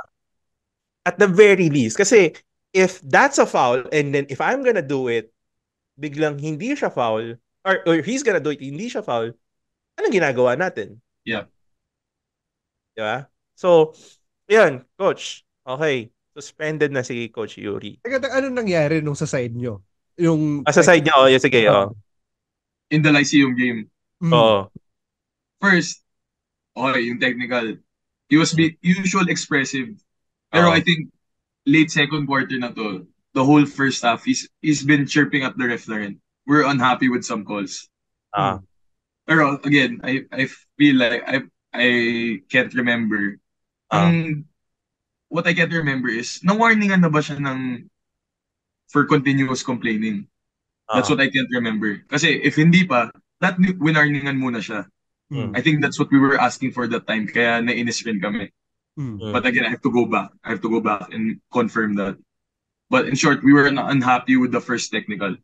And we thought, usual, first technical, di ba? It's just the technical. It stops there. We're waiting for the free throw. But yung first technical, we would, we admittedly, I mean, sorry. Yeah, the first technical, sabi namin, pang-contest sana yun. mm. We felt like it wasn't a technical. That's Mm. what we thought. Pero the second technical, si Coach Norman na mismo nagsabi, Coach yours, that's really a technical. You can't touch him. So, kasi I think what Coach Yuri was trying to do was explain to the ref paano natamaan. Mm. So, parang he touched him in the way na how Jacob yata got fouled. Mm. And then, ang weird lang kasi, when he did that to this referee, ang tumawag ng second technical, yung isang referee. So, ang weird lang dun is, the guy who got touched, why can't you let him call the technical if he felt nga na He was inabuse siya leaving. or something? Oh, Like, Yeah, yeah, you yeah. went into his personal personal space. space. Di Oo. ba? So, doon lang kami nagulat na, biglang siya yung tumawag. So, ako, in that moment, nung nag-second technical, the first thing na pumasok sa ulo ko, oh my God, ito na yun. Ako, Para, oh, ako, kasi, again, going back, season 98, consultant nga si Coach Boyan. Pero, everyone's unsure. Si Coach Dre ba yung first assistant? Mm. Ganun. mm, And you're just not sure, like, who would take over in that position if Coach Yuri were to get suspended. But thankfully, nung 98, hindi naman na-suspend si Coach Yuri. Mm. Pero mm. itong 99, this Lyceum game, nagulat talaga ako. I was like, pre, ito na yun. Like, I was telling myself, Oh oh shit, my oh God. shit, oh shit. Like, oh Like, shit, oh and shit. the emotions were so high eh. Oo. Oo. The emotions of that game were so high because of the technicals na nga were like up and down, close game yun sa first half. And we knew na we needed this win bad. So, yeah, grabe. In that moment, gulat kami and at the same time ako medyo, shit. Ito na yun. Ito na yun. Anong sinabi So, sa ni Coach Yuri sa dugout nung halftime? Yeah, right. Yeah. You're right. He still talked in halftime. Actually, he didn't talk about like, he didn't even say, oh guys, Coach Andre is gonna take over. Parang everyone was just in shock. Mm. Everyone was in shock. I remember everyone sa halftime was just shocked. And we're just, okay, how are we gonna adjust? Like, Valdez has scored on the drives na, how are we gonna adjust? And parang reminders, guys, we have to stay, and then keep our emotions, focus lang tayo. And then, wala, nothing about, oh, si Coach Andre mag-take over, ganyan. Parang, halftime, Coach Yurito, done, send out, tas biglang ako naman yung boses paglabas. Ganun lang, mm, Mm. casual. So, even that game, that was a winnable game. Sayang yun. Mm. But, sobra. yeah, crazy experience. In the moment, kahit ako, na-overwhelm ako sa moment. Like, Na-imagine ko tuloy si Coach Yuri pagkatapos kayo i-send out, nandun siya sa gitna ng locker room nanonood ng TV o kaya sa YouTube.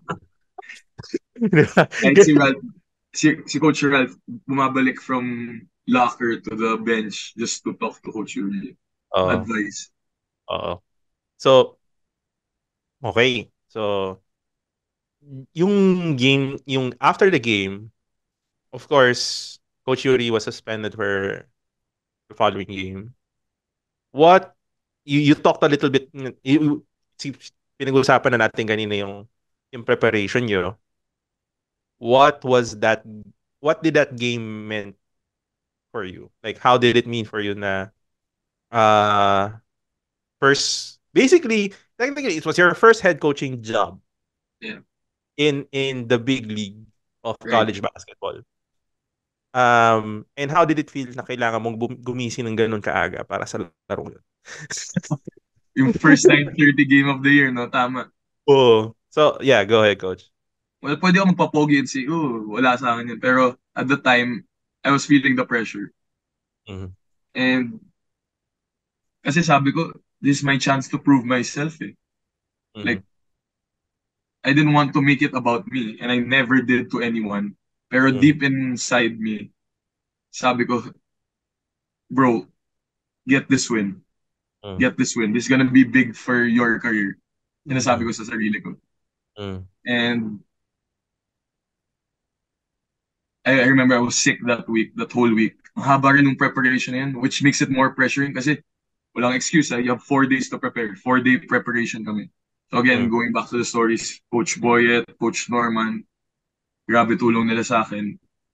And I just remember, Coach Boyet that week, he was telling me, nandito lang kami para magbigay ng advice. Pero makikinig kami sa'yo. Mhm. And just imagine, 4-time champion ng San Bedas, sinasabihan ka ng ganun. Yeah.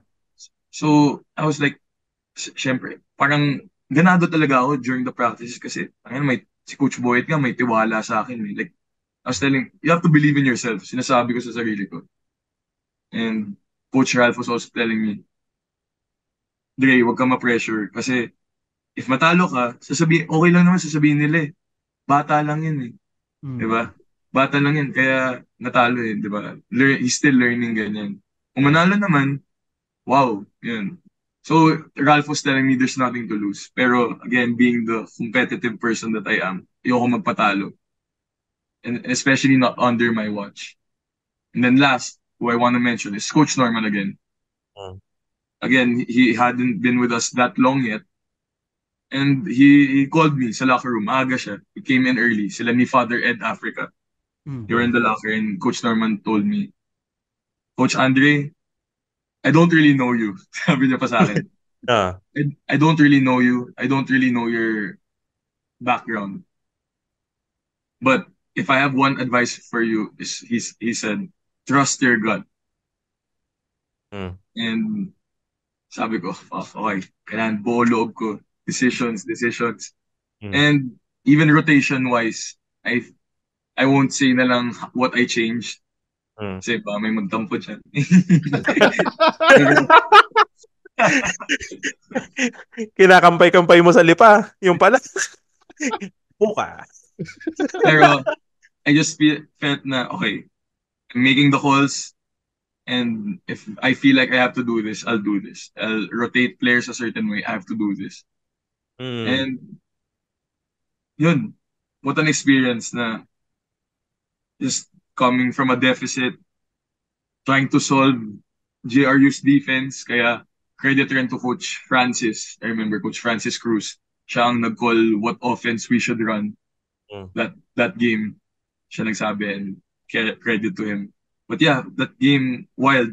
And when that buzzer sounded siguro, grabe emotions ko. I was overwhelmed. Not only like I wanted that win for the team because we needed that win badly para mag 4-5-2 kami, 4-2, 5-2 that time. And I wanted to win that for Coach Yuri, Mhm. syempre. And honestly, I wanted to win that for me. Mm. Mhm. Oh. And I knew how big that would be for me. And Mhm. how big that would be for the community and just yung feeling na ako I was able to do something for San Beda Mhm. and no one can take that away from me. Mhm. And yun, I was just grabe like yung emotions ko kaya ako naiyak eh, 'di ba? Mhm. Naghihim pa lang umiyak na ako sa interview, umiyak na ako kasi well I think as competitors you just want to win so bad eh. Yeah. Diba? And Oo. in that week I know what the team sacrificed, I know what I sacrificed, and I know how bad I wanted that. Kaya nung nasa kamay ko na, I was like, oh my God, thank you Lord, thank you Lord. Like, what a blessing yung opportunity. Kaya, yan, habulgul. Mm. Coach, Wow. Yeah. actually, sobrang yung game na yun, I think you really got the endearment of a lot of people in the community. Kasi, one thing about Bedans is we're very emotional. We're very passionate people. Passion. Sobrang alam mo yun, parang when yun yung pansin ko sa atin, like even though we don't agree in a lot of things amongst each other, in whatever we feel is right or whatever we feel importante sa amin, passionate kami. And when we saw that, I was like, yo, this guy gets it. And I'm like, kasi you don't see a coach doing that. Mhm. And kami, na-appreciate namin yun. Like, na-appreciate namin as fans, as part of the community, that somebody is out here trying to win us games and cares that much that he would cry during the hip. Kasi a lot of fans have done that, cried during the hymn, whenever we won or whenever we lost. Hmm. So, parang, ano mo yun, in my own words, parang sabi ko nga, I kind of saw myself, I kind of saw a San Beda fan coaching in you. Parang ganun. That's how a San Beda fan would react eh. If he ever got the chance to coach the San Beda Red Lions and won a freaking game, a Hmm. crucial one, dude, he'd cry. Oh. I'd cry. Anyway, I but yun nga. appreciate it. Oh no, bro. Um, Like for real, like that. Kumbaga, kami, we know when somebody's bullshitting us din naman. Kasi, alam mo naman, madali lang naman yun eh. Pero when you really care, you can't pretend. Mhm. You can't pretend to be something you're not. When you care, you care. When you don't, you don't. And yeah. Sige. Sa group of friends natin, doon din na naging fans sila ni ano ni Coach Andre. I remember parang, uy, si Coach Andre nasa Pinoy Liga Cup po, tingnan natin. Then, Bro, pinapanood ka ng barkada namin, bro. Like, Pinoy Liga. Yung may isa pa ata, yung ano, yung may Mapuwa, yung dalawang Mapuwa team yung kalaban nyo, yung Mapuwa 5 something. hmm. yes. Oo. Bro, pati doon pinapanood ko, tinitiis namin doon kahit ano, kahit walang commentary, parang nanonood. Oo. Walang commentary doon. Oo, like, siya, parang nanonood ako sa Village Basketball League ko. Kasi kukwentuhan yung mga tao sa live. Ay, ang galing naman ng taga San Beda. Oh. Si RC daw, ka 23 na yung ano, yung Kalimag. Ang galing mo. Naririnig siya, bro. It's like sa live stream. Sabi ko, tayo na, parang ako nakikinig sa live stream ng barangay basketball ko. Pero saya. I That, like that, actually. that weekend yata, that was the game. May game ka sa Team B with Adamson against Adamson, if I remember correct. Sa Enduran. Sa Enderon rin. Okay. Uh, Parang the day Yeah. after. Ito talagang Yeah. pinanood ka rin namin sa live eh. lahat ng tao dun sa group chat namin nakatutok. Uy, si Coach Andre nandun oh.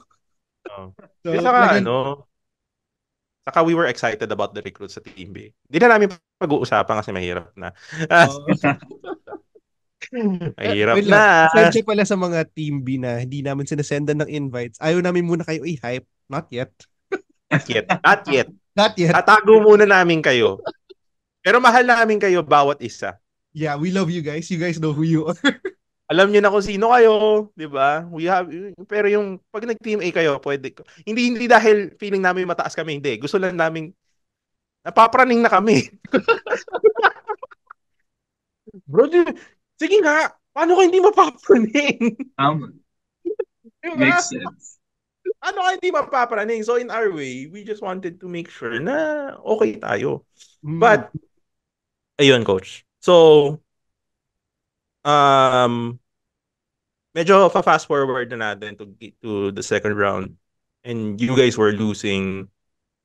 Honestly, kumbaga, kahit yung mga interview na namin dito, they all agreed na we had no business losing those games. We had no business losing Arellano. Like, all respect to Arellano and Baste. I'm not saying they're bad teams. I'm just saying that we shouldn't have been losing those games. Yeah. Nanalo nga tayo sa AAC pero natalo din sa Perpetual. What was like you yourself, coach? Like, what was your mindset and parang during that situation? What was your kind of like thought process ba? Well, I think everyone that time was a bit demoralized. Mm. But personally, I wasn't worried, okay, because first two games, I didn't want to overthink it. Mm. I said we lost our arguably our best player in Yuki and Andrada. And this system is built for him. That's the truth. Mm. And when you lose your shooting big who stretches the floor, changes the way you play completely, malaking bagay yun. Mm. So, okay, even without Yuki, someone can say we should have won those two games. Pero ang laking adjustment losing a guy who has that skill and the Mm. guy who has that IQ. Mm. So you lose your best shooter and then you lose your smartest player. So at that time, personally, I didn't want to overthink it. Mm. Then when he comes back, we win AAC. Then Perpetual, no excuses. We have Yuki back. Mm. I also don't want to overthink that because Perpetual did something. Again, coming into the season, for me, Perpetual had the best tools physically. True. And in modern basketball, the reason why a coach will salivate Mm. for a chance to coach that Perpetual team, they are the definition of switchable. Mm. That is a switchable team. And in the first round, surprisingly, they didn't switch us. And the second round, they did. Mm. And when against a team that switches, there are times where you're just gonna have to make shots one on one, and that's what we just couldn't do. Shots weren't falling for us, and kudos to them, knowing their physical advantage on our team. They did it to us. They switched us, And the and threes were falling, coach. yeah, Grabe. and their shots were fall, Mm. and basically they control the game. Kaya kudos to them. Mm. Perpetual could have been a Final Four team. They really could have been. That, And it's not like so if the first two, maybe Yuki, Perpetual was really just the better team that day. They did the right strategy. They were the better team that day. mm. And yung Mapua naman, everyone knows naman the Mapua. That's a Mm. team that we should have beat that day. Mm. And we blew it. Mm. So when I look back at that 1-4 run, diba, clearly you're demoralized. No one wants to lose 1-4 in 5 games. Mm. But at the same time, you have to think, okay, we have Yuki back, di ba? We could have beat the number one team in Mapua. Mm. And then now, we saw our weakness versus Perpetual. Mm. So now, let's fix this shit and let's win the next 3 games. Exactly. And again, Coach Yuri used to tell us always, nasa kamay natin yung destiny natin. Mm. And we believed it every game. And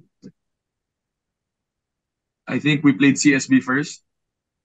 Yes, B. And actually, I still rewatched that CSB game. We did play a great game, honestly. Yeah. And but I think once we won one, I said, okay, tuloy-tuloy na to. Let's beat CSB. Let's solve Lyceum. We'll probably see them in the Final Four. Tuloy-tuloy na to. Mm. And So yeah, nagtuloy-tuloy nga. yeah, Nagtuloy-tuloy nga, picked definitely. at the right time. Exactly. So, I think yung period na yun, that's when it would have been easy for the whole team to just have folded, honestly, and just say, wala na, next year na lang. Di ba? Kasi, ang hirap nung lalabanan nyo pero nilaban nyo pa rin. Ang hirap nung pinagdaanan nyo pero nilaban nyo pa rin. And you were able to finish the Final Four with the number 3 spot. No? And honestly, people were really kind of waking up to the fact that San Beda is a good team again. And people were excited ulit na, for the team kasi we were in the Final Four. And Yeah. hindi alam yung Final Four na pucho-pucho Final Four na Final Four because of Sunday. Talagang we're Damn, out so, here. grabe yung Exactly. Final Four na yun. So, coach, medyo anin ko na yung Lyceum kasi medyo naano na namin yung Lyceum game na yon, or unless may gusto kong kwento doon sa Lyceum game na yon. But let's go focus on the Mapua game. Coach, what was it like seeing the community, yung support, yung pipila ng madaling araw para sa ticket? People nagkakagulo para sa ticket and kumbaga very visible sila. What was it like for you coming first time mo makaka-experience ng championship run sa San Beda? How was that for you? Uh, Objectively, iba yung San Beda community. Okay, you said, sabi mo pila. Mm. Lahat naman eh. Wala ko sa Lasal, Ateneo, San Beda, lahat pumipila for tickets. Everyone does that. Mm. But where I measure the true fandom, passion of a school base is Mm. how they cheer when we're losing. Mm. And iba yung San Beda. Mm. Diba? When the Indian Yell starts playing, Mm. fourth quarter, down, motivating you, cheering you, and then the crowd just being behind you. Iba yung San Beda crowd. Mm. Iba yung red sa green and blue, objectively. Mm. And I I know also because my parents, my family, palaging nasa red na rin, they enjoy it so much and sila mas nakaka first hand experience being in the crowd. And kahit Mm. sa stories nila, sobrang tuwang-tuwa sila and natutuwa ako hearing it. But overwhelmed ako, yung passion. And I just feel kasi naturally the community is more close-knit Mm. because maybe we are a smaller community compared to the green and blue. But I Mm. like it that way. I Mm. like it that everyone almost knows everyone else. Yeah. Diba? I like it that the players really have a relationship with the people watching. I see it eh. And I Mm. appreciate that. Kaya that's what drives me as a coach. And that's what, diba? Kaya that's also one reason why I tried. Kasi alam ko nga yung passion nung school eh. Nung Mm. community eh. So, the only way like I can repay that passion is having that same having that same kind of passion as well.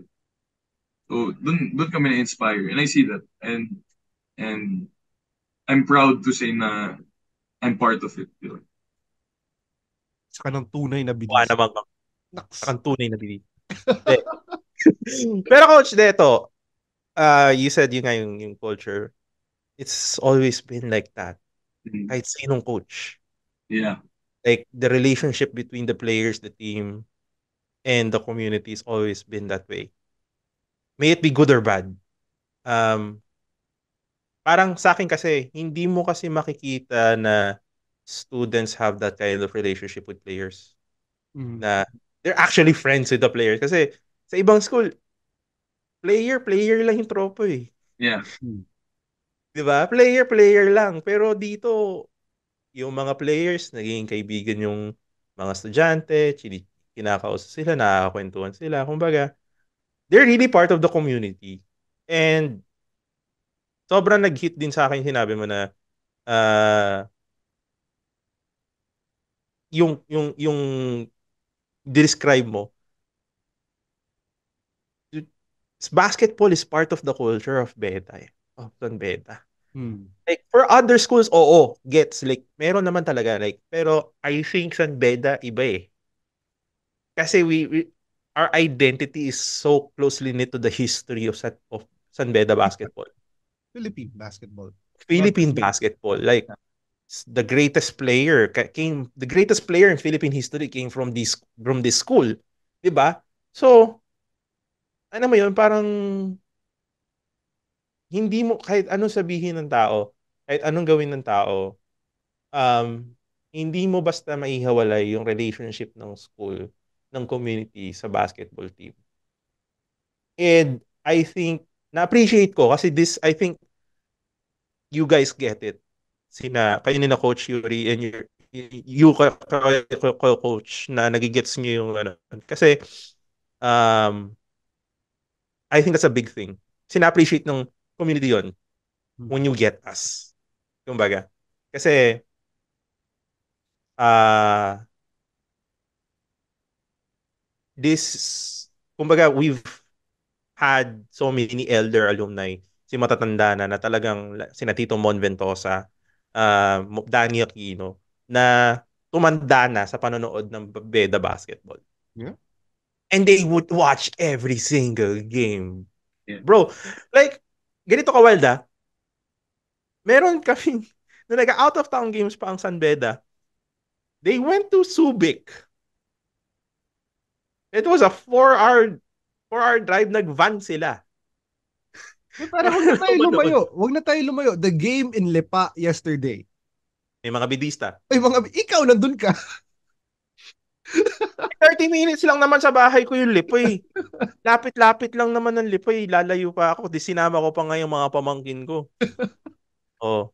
Pero, na-appreciate kasi, ano yun it's part, gusto mo it's part of it and I appreciate that na you get it and thank you for that, for those kind words talaga. Kailan ba tayo lilipat UAAP? Tara na. Dali. Dali, gusto Ayun, ko no? makalaban yung nasa Taft. De joke lang, joke lang. Uy guys, yung mga lasal na viewers namin dyan, peace tayo. Okay na yun.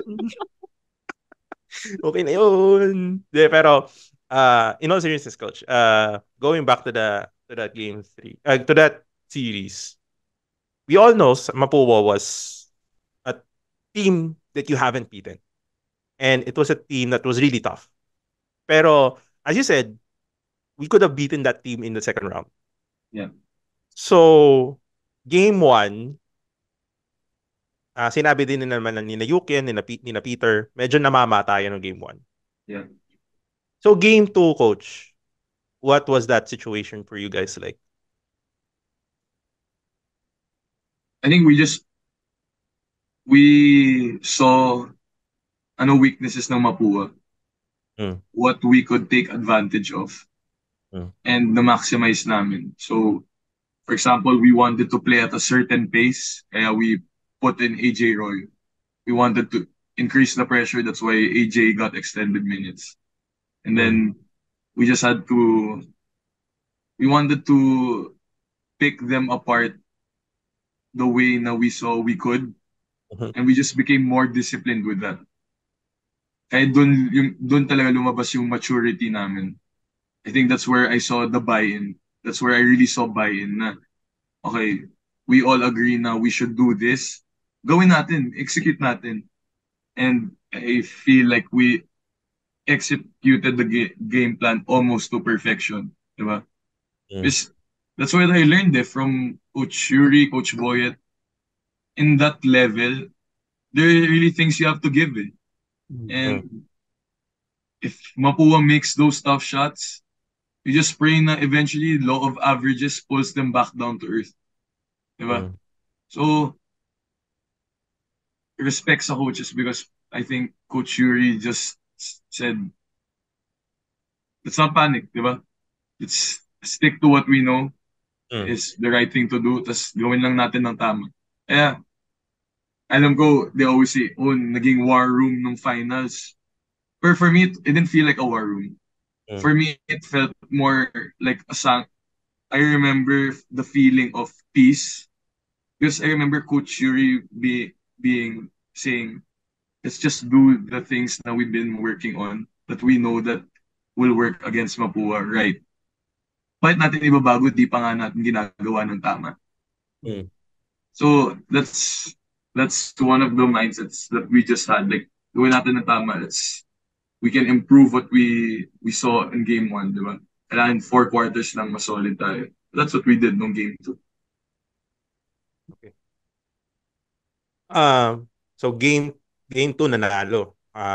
Despite the physicality and the calls, si Danny galit na galit siya sa calls Number 78 ba yun? 68? Something like that. Basta yun. Yung number na yun. Ka na mapapatrouble pa tayo sa gina. Okay. Pero, game 3, coach. Ito na. Araneta. Ako, personally, I love playing in Araneta kasi it's just a different vibe. So, how was that for you? Coaching your first finals game in Araneta. Grabe, surreal feeling nga talaga, game 3 pa, di ba? And they were all saying I was hearing na nga about the history of San Beda in Araneta. Mm. na swerte nga daw tayo dun. Mm. And just excited na grabe, like, we can actually win this here in Araneta. And diretso na Aurora on fire. You just, in your head, you just have that image, no, like to motivate you. But when we, sabi nga ni Coach Yuri, when after game one, he said, we win game two, atin yung game three. And we really believe that. Mm. And, and, okay, not in, you take your coaching, sorry, not coaching cap off. You take your San Beda cap off. Mm. And you look at it as objective as possible as a basketball junkie. If you watch game two, you just know already Yeah. San Beda has Mapua check. They Yeah. know what they're doing. And even if Mapua had the run, I really, nung up four sila, and Delisa hit that corner three to buzzer beating three to end the third, sabi ko, there's no need to panic. Like, we got this. Of course, you're thankful na Yuki makes those big threes, pero those are the threes we work on, eh. Di ba? Hmm. Mm. Why should we think they're lucky? Those are the threes now we know we were gonna get running those sets. Those Hmm. were the shots that we know Yuki was gonna get. Mm. That's the benefit of the decision we made to deliberately put Yuki spacing the floor 4 out 1 in and not no longer inside, clogging Mm. the paint, using his strengths. So there were so many decisions that even from the Lyceum, it all really started the Lyceum games around two.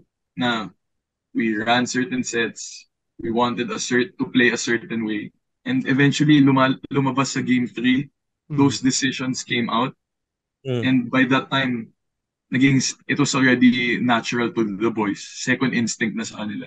And we Yeah. were in positions to thrive, to Exactly. succeed. And yun, grabe yung feeling na, grabe, we have a chance and we're gonna do it in Araneta and we're gonna do it big. Yeah. That's a great story. Diba? So Hmm. turns out, Yuki Andrada is not Yuki Thompson. Yukic. Nikola Yukic. Nikola Jokic. Pero, Yuki, Yukic eh. Pero, de coach, so what was it like in the final 2 minutes? What was going through your head?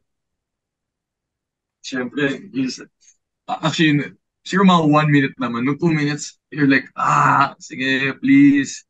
Because Mm. in growing up, I'm always in the bad end of the stick eh. Ako yung palaging minamala sa mga ganyan eh.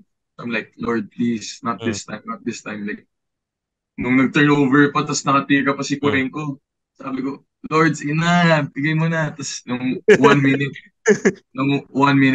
Oh. you're starting to have a feel, okay, ito na. You're like, I thought I would cry, but at the same time, sobrang tuwa ko lang. Grabe I was just so happy na all I could do was put a smile on my face. Oh. But I know Coach Jenkins, I'm not sure if Coach Jenkins shared this, pero siya yung una ko napansin. He was jumping, smiling, and I saw San Beda in him. That's yung love for the school. Kasi if there's one coach who I feel just really has that love for the school, it's Coach Jenkins. I love being around him. Pero Yeah, when I I was love. seeing him, siya yung katabi ko. And grabe, I could think of everyone, how everyone was feeling. And grabe, tuwang-tuwa ako. I love Coach Jenkins. And I think the reason why he felt this was, and we discussed it in the podcast niya, was a lot of, with everything that happened in his career, that San Beda Championship was the most elusive thing. Kasi nga, he loves this community so much. Yeah. And nandun siya ng dark ages eh. Ng dark ages of San Beda basketball as a player. And yun nga, he also talked about how he, like, ini-imagine daw niya how na ito sana yung nangyari kung naging player ako at nag-champion kami. Ito yung gagawin ko. And he was already envisioning what he was gonna do. Um, that's why, like, for him, for Coach Jenkins, and of course, the late Coach At Boy Bits. my boy bit. Boy Bits and Coach Ato. These guys are San Beda um, legends. And kumbaga, people who went through that period of San Beda history, iba yun eh. Iba yung mediocrity, for lack of a better term, honestly, to now you're winning and now you're part of something bigger. It's all better, it's all good. So, yeah. Tama ka, Coach. Like, nakita ko ang San Beda kay Coach Jenkins. And, yeah. Sobrang accurate nun.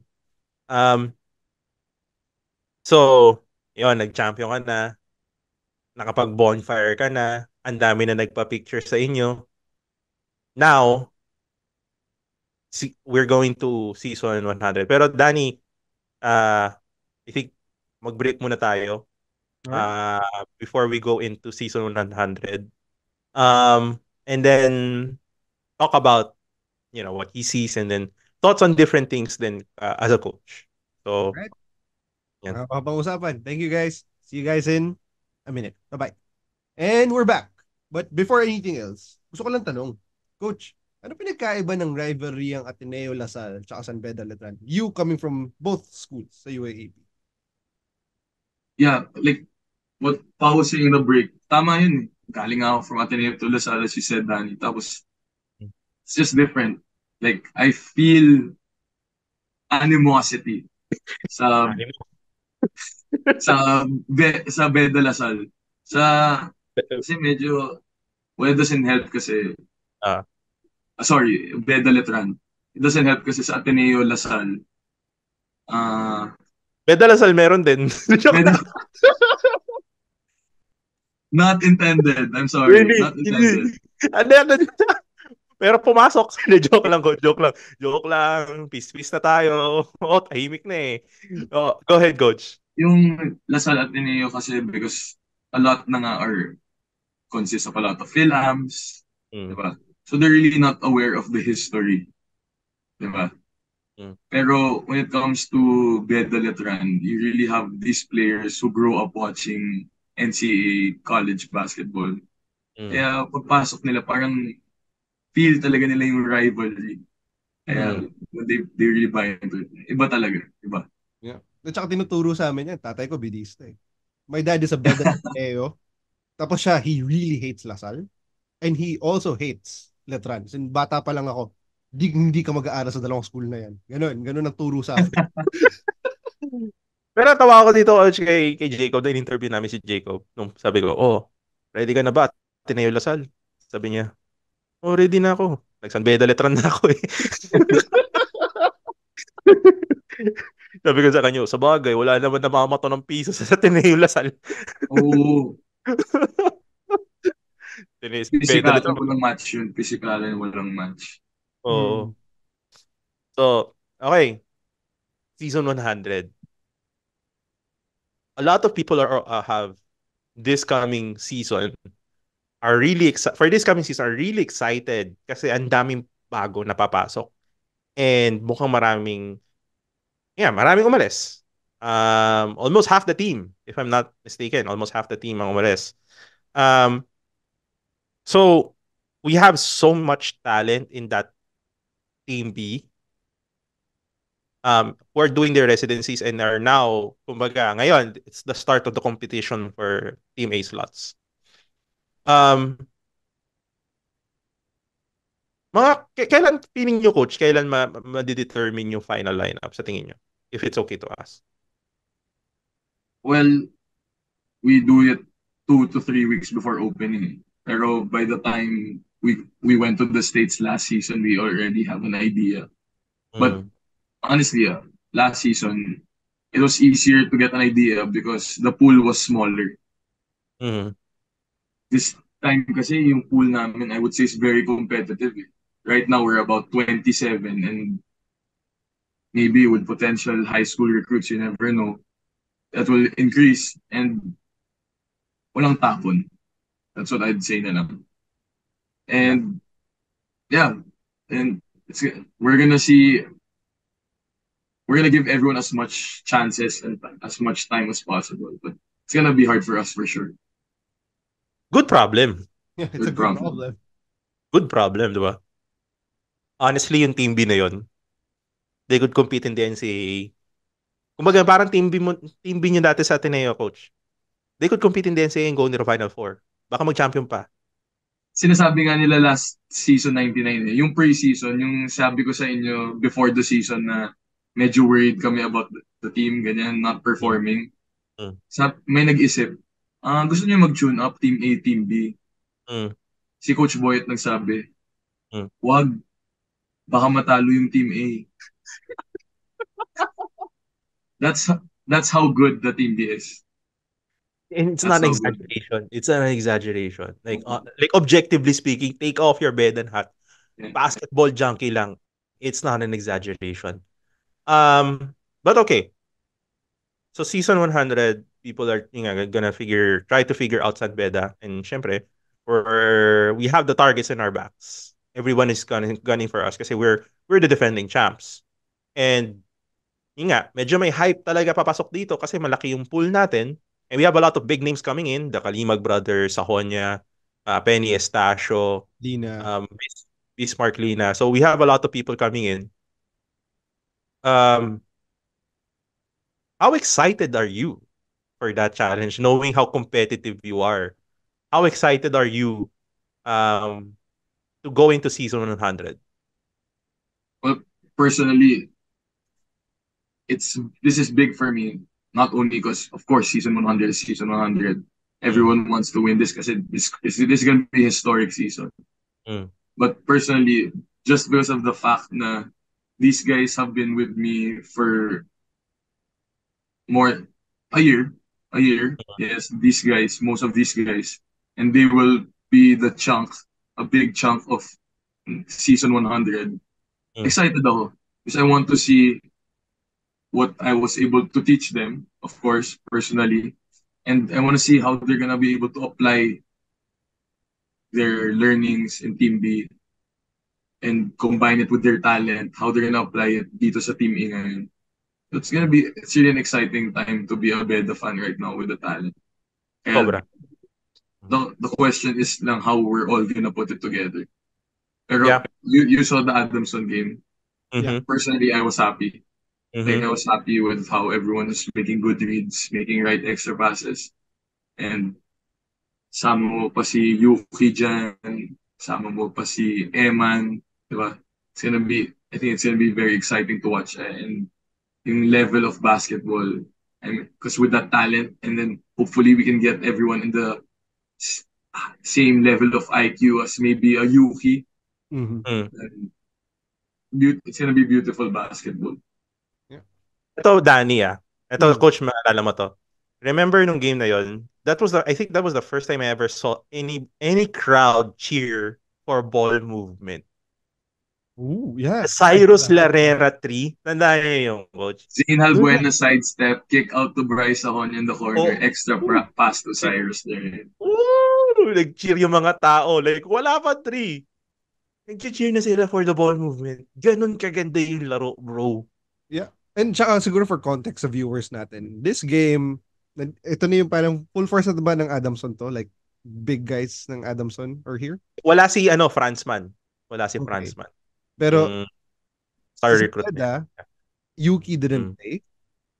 Melo didn't play. Yeah, so, and if I remember correct, they held Adamson 7 points no first quarter. 7 points lang, and San Beda was what? Ganun, yeah. 20 points? 25. Yeah, 25 points.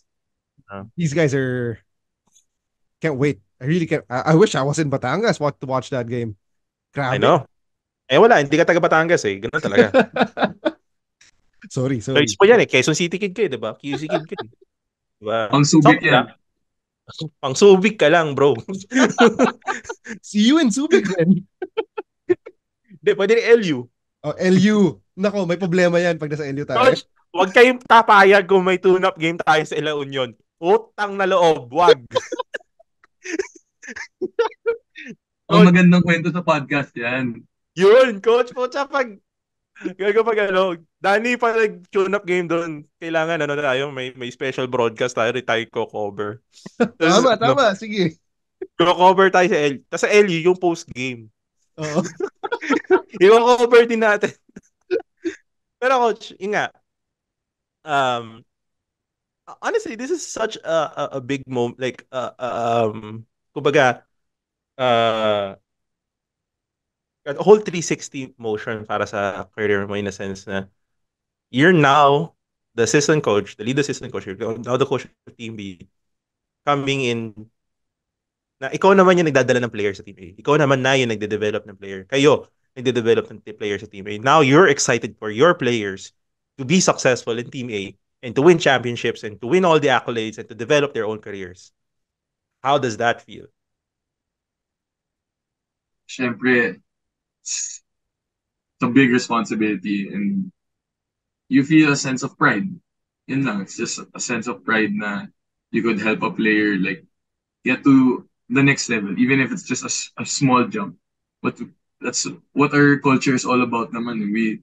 We celebrate little achievements, diba?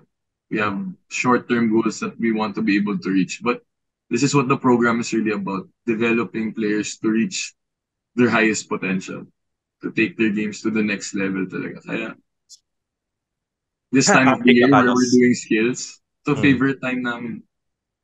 Ooh. RJ Dacalos. Pakinggan mo to.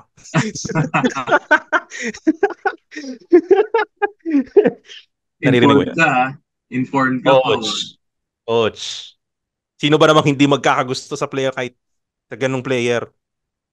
Pero, coach, um, yung may pumasok lang na image sa akin. What if si AJ Royo naman yung sasabi siya, Coach, hindi mali yung drill na yan. Ooh. Coach, di ba dapat ganito? Ikaw kaya mag-coach. Kung kayo mag-coach. That would be Well, very interesting. if si JE nagsabi niyan, baka magalit pa ako. Pero yan mga level nila, Yuki, AJ, Eman, everyone knows it naman eh. They're also my friends kasi mga ka-age ko yan eh. Mm. Oo nga, And coach. and they've earned my respect in that way. Mm, Diba? I like having two-way dialogue with those guys eh. I'm super. not saying yung mga rookies, I don't have that. But I give the guys like AJ, Yuki, Eman, Josh, Cyrus a pass on that. Like, sige, if you have thoughts, sige, sabihin niyo sa akin ng diretso. Mm. Because Mm, you earn my respect that way. And I know I have yours. Diba? mm, So, mm. Yeah. so that's something I wouldn't mind if AJ did that to me. Yeah. This coach yung, ano, excited ako kasi it's really, kumbaga, ngayon, we're open na, this is different in college basketball na we're open na we are, kumbaga may pagmamayabang natin na kaya natin talagang mag-develop ng player. And we're confident about our capability and we've shown that. Kaya sinabi ko si RJ, even though nilabas na naman nasa media na nirecruit niya naman talaga si RJ, sabi ni Navin Ganglani, um, I think any player who wants to be better, basketball lang, usapang basketball lang, San Beda should be, like, tanggalin mo na yung pagkabidista ko. Tanggalin mo na. Mm. Objectively speaking, it's one of the best run programs ngayon. Kasi a lot of the other programs, honestly, medyo maganda sila. I'm not saying hindi maganda, pero there's a lot of baggage surrounding those programs. Maraming on the side. Dito, objectively speaking, wala akong makita na on the side na drama. And for a player na ang focus mo lang is to improve, aral and improve your game, mag-school ka lang, Mm. laking bagay nun for your development. Diba? Laking bagay nun. Yung, yung peace of mind mo na, shit, hindi kaya magbabago ng coach next year. So shit, ilang players na naman kaya papasok dito sa position ko. Diba? Yeah. Iba eh. Yes. So, yun. Anyway, coach, ito. Medyo na tayo sa season 100. Just want to pick your thoughts. Aba, nandito ko na, on certain topics na medyo mainit ngayon sa mundo ng college basketball. So, unang-una, ito na. Medyo mainit to. Ito, medyo interesado mga bidisa dito. What are your thoughts on transfers? Like how it's currently set up in college basketball in both the NCAA and the UAP. Kasi both leagues, grabe yung shift ng talents. And parang ngayon may mga calls na let's make the residency into 2 years. May ibang calls na uh, kumbaga stiffer penalties for these schools or whatever. What are your thoughts on that, coach? Well, first, I want to say na gusto ko yung activity ng NCAA. Like right now, so many things coming out. What they could do, what's being talked about. Mhm. So, what we know is for sure is the SGL being lifted. Mhm. That's what we saw. So, and ang number one, that's the only thing that's actually sure so far. Mhm. So that's big because again, let's bring the student back to student athlete, and that's the best thing about that rule. Na they're lifting it again, Mhm. and um, we're making sure na again players are studying and they're not making decisions to switch to schools because of the potential of playing in an MPBL team also. Mhm. Diba? Mhm. So that's one thing na they're taking out. Two, what you're saying about the transferring. Mhm. Again, you can't totally stop it. Yung sinasabi mong 2 years, that can't happen because there's already a law Mhm. by Hontiveros na there cannot be a 2-year residency. Mhm. Cannot be applied to any league. But I think what should happen sa NC, this all me being subjective, what should happen is apply the same rules sa UAP where from a UAP, if you come from a UAP school and transfer to another UAP school, it stays the same 1-year residency, but one playing year is deducted. Mhm. I agree with that actually. So I feel like that's one rule NC should apply also. And if Mhm. they even want to take it even further, I don't think there's a law on this. What they could do is actually make it still one residency year because you can't go above that na nga. But yung playing years na deducted could possibly be two. Now Mm. that's something one would really have to consider if you lose 2 playing years. That's something Mhm. that would really discourage NC to NC transferring. Mhm. So, yun, I think those are topics being talked about right now. Pero yung challenge pa nga is paano yung NC to U up Mhm. situations that happen with we know who, some Mhm. stuff like that. But I think what they're trying to discuss is how they're gonna match, how are they gonna increase the U up to NC? How they gonna compete kasi with how much UAP is recruiting. So yun, I think you've seen yung Mhm. one semester residency from outside leagues naman to the NC. Mhm. Mhm. So if they want to improve the level, I think that makes sense. So for example, if a transferring would want to go to San Beda and enroll now in the second sem, by first sem, that meaning the next season already, Mhm. pwede na siya, you up to NC. Mhm. Mhm.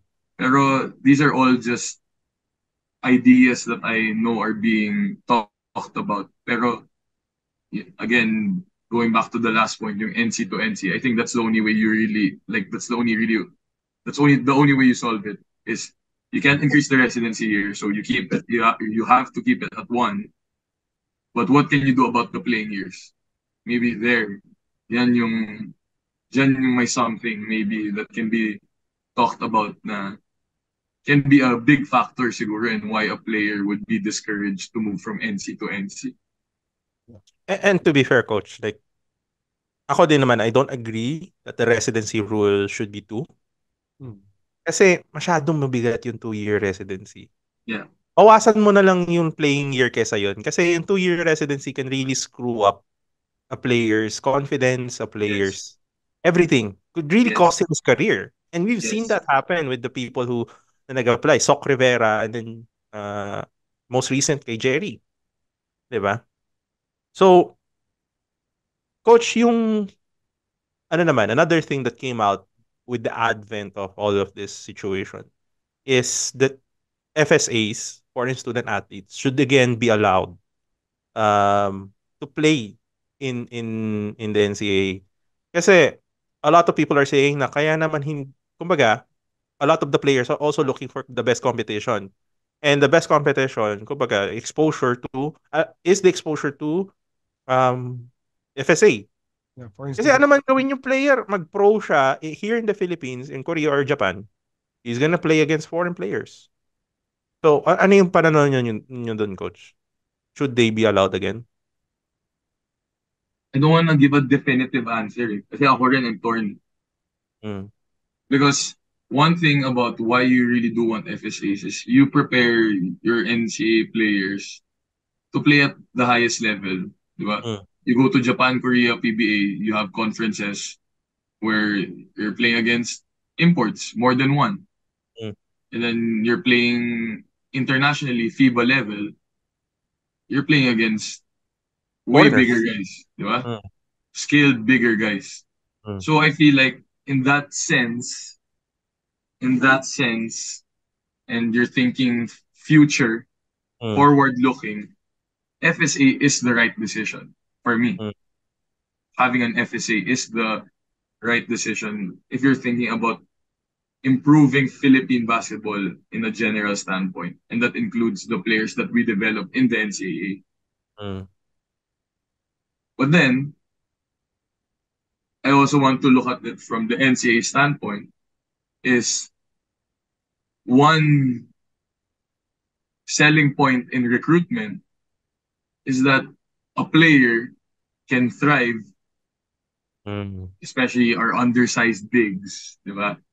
Shout out, 5'8", big men. Oh, yung mga tipong gano'n, Big men. di Shout ba? out, 5'8" centers. Let's go. So, those are the guys na, di ba, who you would say would thrive in the NCAA because wala ngang FSA, Mm-hmm. di ba?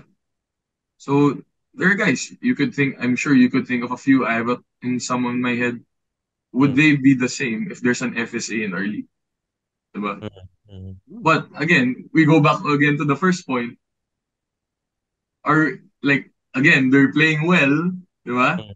You see them thrive and you see them do well, but you also feel a certain sense of guilt kasi am I preparing this person, player X, player Y, for the next level? Mm. Mm. So I feel like we know what the right answer is, but I just don't want to be so definitive on it. Mhm. Diba? Mhm. Kasi may pros rin naman. Mhm. Ayoko Yeah. lang maging masyadong controversial siguro. But at the Okay. same time, I see the value of the FSAs talaga. And I've always been a fan of having the FSAs. Ako rin naman. Uh, I just don't like it when we trot out 6'3" big men. Objectively speaking, kumbaga,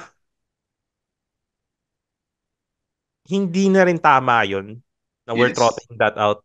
A 6'3" big man, 6'4" big man. Right. Like, what are we doing? Yeah. Mhm. Is that really what we want? Yun yung one of the biggest selling points ko sa with the FSA idea. Kasi I'm a supporter of the FSA idea. Is you say na yung position na yun dahil bibigay na lang sa big man. Okay, di sige, pero look at the size of our big men. Yeah. 6'3", 6'4", 'di ba? Like Mhm. there's not hindi naman lahat Clifford Hopia eh. Right. Mhm. Hindi naman lahat Lapalam. Hindi naman lahat ganun katatangkad. So, I think we also have to take into consideration the biology of our people Mm-hmm. that Junmar Fajardo doesn't grow on trees. Yes. 'Di ba? You can't Tama. get a 7-foot Filipino Every na damn hindi time. Tama. every damn time, 'di ba? Hindi. So, I think that's something that we have to So take in. dapat, what you're saying is, which is right rin, the Oh, guys who are still playing 6'5", 6'4", 6'3" centers should be working on being a power forward. exactly. And they can Power only do that forward. nga if there's an FSA or Mhm. power forward, small forward, whatever. Anything below the center. Tama talaga. Diba, coach? Let's be honest. Like, look at the great power forwards of this. Of San Beda man lang. San Beda na lang. Art de la Cruz. He wouldn't be able to use his creativity kung nasa ilalim lang siya ng basket. Right. Yeah. Diba? He's a creative sa pagpasa. He can create his own shots. Hindi siya komportable na nasa ilalim lang siya. He needs to be able to move. And if you're gonna force him in the inside, he's not gonna be able to produce. Diba? Another guy, Jake Pascual was an amazing power forward. Yusuf Al-Jamal was a great, amazing power forward. Okay, let's go to ano naman. Let's go to UAAP. Troy Rosario and Emmanuel Embe. Lumabas yung laro ni Troy. Kasi nga, he doesn't need to be hampered by the defensive responsibilities of a center. Pero kung wala si Emmanuel Embe doon, lalabas ba yung laro ni Troy? Hindi lahat. Kasi he has to think about the defensive assignments of a big man. Diba? Na sa ilalim lang ako. Right. He's not the back to the basket kind of guy din naman. So, yun yung argument ko na hindi ko maintindihan.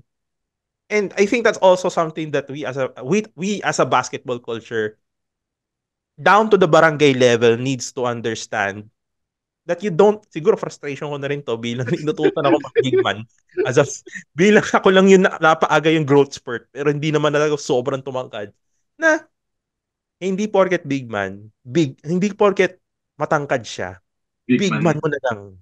Big man na lang yung skills ay ituturo mo. If we're really going to be serious about that advocacy na let's develop Filipino big men or develop Filipino players, then let's be genuine about it. Yeah. Yun lang. Kumbaga, hindi yung sasabihin na, oh, let's develop this, ganyan. Kasi you're gonna trot out 6'3 big men, 6'4 big men. Right. How that's not the genuineness that we're looking for, di ba? Na Yes. Iba sana kung may 6'8 ka dyan. Yun gets ko. Kasi syempre, di ba? But yeah, I mean, yun lang naman, coach. Yun parang my thoughts naman on the FSA issue. Oh, agree talaga. Oo. Agree. Di ba na, imaginein mo kung nag-iba-iba yung mundo, si Dwight, big man. Si Dwight Ramos, big man dito yun. Kung nag-stay siya dito sa Pilipinas. Ang liit niya. Pero I mean, kaya ng katawan niya na mag-defend ng 5'4". Yeah. Pero, anyway. So, okay. Ngayon, coach, there's a lot of turnover in the NCAA. Not just in the coaching, not just in the players, but in itself, the coaching. Coach Olsen Racela, papasok na ng NCAA. Kaka-announce lang ngayon, Arvin Bonleon will coach Baste along with Alan Kaidig as a consultant. So there's a lot of things na nagbabago. And I think it's all geared towards season 101.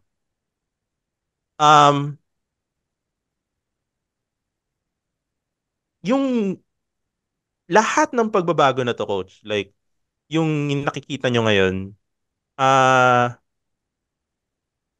is it something na kumbaga pinapansin nyo rin or hindi? Focus lang kami sa sarili namin. We're aware. We make ourselves aware of everything that's going on. That's number one. But number two, like, we don't want to overreact also. But at the same time, kailangan ready rin kami. So we talk about, okay, who's gonna be left in 101. Well, you have that. You're not focused on you're not focused on 101, but it's in the back of your head already. And you're already trying to think, okay, sino ba possible ba? Diba?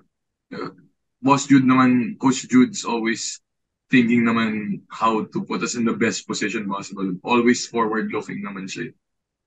So, we'll see actually. But personally, as a coach, it's not it's not our concern now. Like what everyone's doing for 101. Parang as a fan na lang din na, uy, ganun, yeah, diba? like, you see, okay, nag-transfer si ganito dito, ganito, okay, making sure you're just aware of what's going on. And then, yeah, in terms of recruitment, if someone comes, okay. But it's not like, oh, emergency. Guys, urgent. Maghanap Mm. na tayo, ganyan. No emergencies, no panic. Because a lot of these guys naman, I know 101 will look different from 100, but a lot of the core guys on will be there for 101. Kaya, basta ito, 100. 100 talaga focus. Yeah, that's good. So, ano pa ba? Ako for Ikaw, season Danny. 100, sino ang excited kang makalaban na team? For 100, Yeah, Hindi ko CSB. alam ko. CSB Masabi na talaga. eh. PSB. PSB Oo nga. talaga. You had a history with, sabihin natin, yung mga players coming into CSB. So, is that the reason why you're really excited to face them? Yes. Like, Ang galing. why do we have to beat around the bush? Yes. Oh. Hindi Yan. dahil may any animosity kami towards them. Kasi I was close to Justin, I was close to Gab, I loved coaching Tony. So let's bring it on, di ba? Ooh. Gagawa yata tayo ng bagong rivalry sa season 100. It's going to be the Oh, Green and the Reds. So, I'm really excited for that. everyone Kaso is. sa team, oo. Pero nahihiya ako sa crowd nila eh. Yung bait ng crowd nila eh. Brad eh. Parang Shadow ako chill, yung bro. nahihiya sa sarili ko eh. Shadow chill kasi naman. Pag taga-tough talaga. You know. Brad, ang hirap eh. Parang hindi ako ano mo yun? Yung, hindi ako ma-in the mood eh. Kasi, ang bait eh. Go binid lang meron eh. Ang gagawin ko dun? Di, ano na lang Chart, ako, walang magmumura sa atin pag sila kalaban natin. Ganun. kahit gustuhin mo, hindi eh. Well, unless I will go soon. Kasi one time, namura ko talaga siya kasi nagpa-flop siya. Pero, minado naman ako doon, Will. At aminado ka rin, nagpa-flop ka. Tigilan mo kung hindi ka nagpa-flop. Pero, um, yeah, I'm excited about that matchup as well. That season 100 versus Binil. Kasi I think this is the team that they're building to. Kung other people, inisip nila 101. Sila, de 100 tayo. Mm. Yes. Sila yun. So, ngayon, where you already expressed your thoughts about the SGL and all of that. And sobrang natuwa din kami doon, Coach. Baka Coach, baka pwede pag sa preseason, baka pwede naman minsan-minsan kwentuhan ulit tayo dito. Oh, Of course. oh yan. Gusto ko eh. Yan. Ano, pag-usapan naman natin kung bakit hindi nag-work out ng ano. Bakit laging kinakapos ang Boston Celtics ko. Ang inay. NBA pod. I used to do an NBA podcast. If you didn't know. Ooh. Hanapin namin yan. Ayos yun. Pandemic time, I used to do an NBA podcast. Kaya miss ko rin yung mga ganun. Ay, pero yun nga, mabilis lang. I don't know why Milwaukee hired Doc Rivers. No. Yep. Same. I think everyone has the same thoughts. Why? 1-4 na tuloy. Diba? Sumayaw-sayaw pa sila. Oo nga. Sayaw-sayaw pa sila. 1-4 naman. But anyway, moving away. Coach, siguro this is the time that we give you the floor to give out a message to whoever you want, your family, girlfriend mo, kung meron man, sa team, sa community. Go. The floor is yours. Well, we know naman this is the Sanbeda podcast. And Yeah, NCAA basketball podcast ka. Puro Bedista lang. Nagkukunwari pa tayo. Hindi kami bayad, pero tangina, tinan mo yung playlist namin, puro Red Lion. No? Kaya nga, nag-iiba tayo ngayon. Mayroon na tayong former Archer and former Eagle sa podcast. greenish blue. Greenish Red. blue. Greenish blue. Greenish bluish red. Parang namamagana yan. Greenish blue red. Sige, coach, go. Go. Alam ko din, a lot of our viewers here, mga Bedans, so I guess ito yung chance ko to thank everyone for their support and taking me in as one of your own. Kasi Just like you guys, every day I strive to be as passionate about this community as all of you. Kasi I put myself in the best position to know the values, Bedan values, the Bedan him, ganyan. So, I just want to make sure na while I'm here na I do things the right way, the Bedan way, how you guys would want us to do it. So, I really appreciate that and I'm very, very grateful na I'm part of this. So again, thanks Dan, Pao for having me and I hope na I'll continue to do my best and to make everyone proud for in this community. Hmm. Yeah. Maraming salamat, Coach. And siguro medyo belated pero welcome to Mendiola. Mas malapit sa Parañaque kaysa sa Quezon City. Ah, pero thank you from us then. We believe kasi, me and Danny, we always believe na we like to give people flowers while they're, na magkakasama tayong lahat. Hindi yung pag umalis na sila or parang despedida, we hated yung kung kailan ka lang aalis sa Canada. Kami, we appreciate what you guys do and for making San Beda basketball fun again. Um, and sa mga nakikinig, if you ever get the chance to watch a team B game, yeah, go ahead and siguro watch, encourage, and watch um, and support and see how these guys are faring. And I'm excited for this season. I'm excited for Coach Andre's career. Honestly, even past San Beda, excited ako para sa career mo. So, pengin na ng tickets pag nakapasok ka ng World Cup. Um, Pag naging staff ka doon, hari nawa, ay nako, malay mo, Philippines versus Lithuania, Payosing. Ooh, ganda nun, pare. Diba? O James Payosing, kasaksak sa Philippines versus Lithuania, lupit nun. Vision lang. Pero, um, again, thank you. And thank you for coming onto the show din. I know medyo naging hectic na kayo ngayon. So thank you for the time. And yeah, that's all. That's it on my end, Danny. Yun, ako thank you. Dami ko natutunan, especially nga yung na-reinforce yung ano yung binibigay niyo na naturo na mental tsaka emotional sa students. And I like it na marami tayong natitake away kahit hindi tayo basketball players. And so, Coach, thank you. Grabe, dalawat kalahating oras na tayo nag-uusap dito. So, kanina I was trying to think of a very funny way to put everything else. Pero, thank you for coming down from the hill and never shall you fail. Hindi ko na alam susunod, pero yun, go San Beda fight.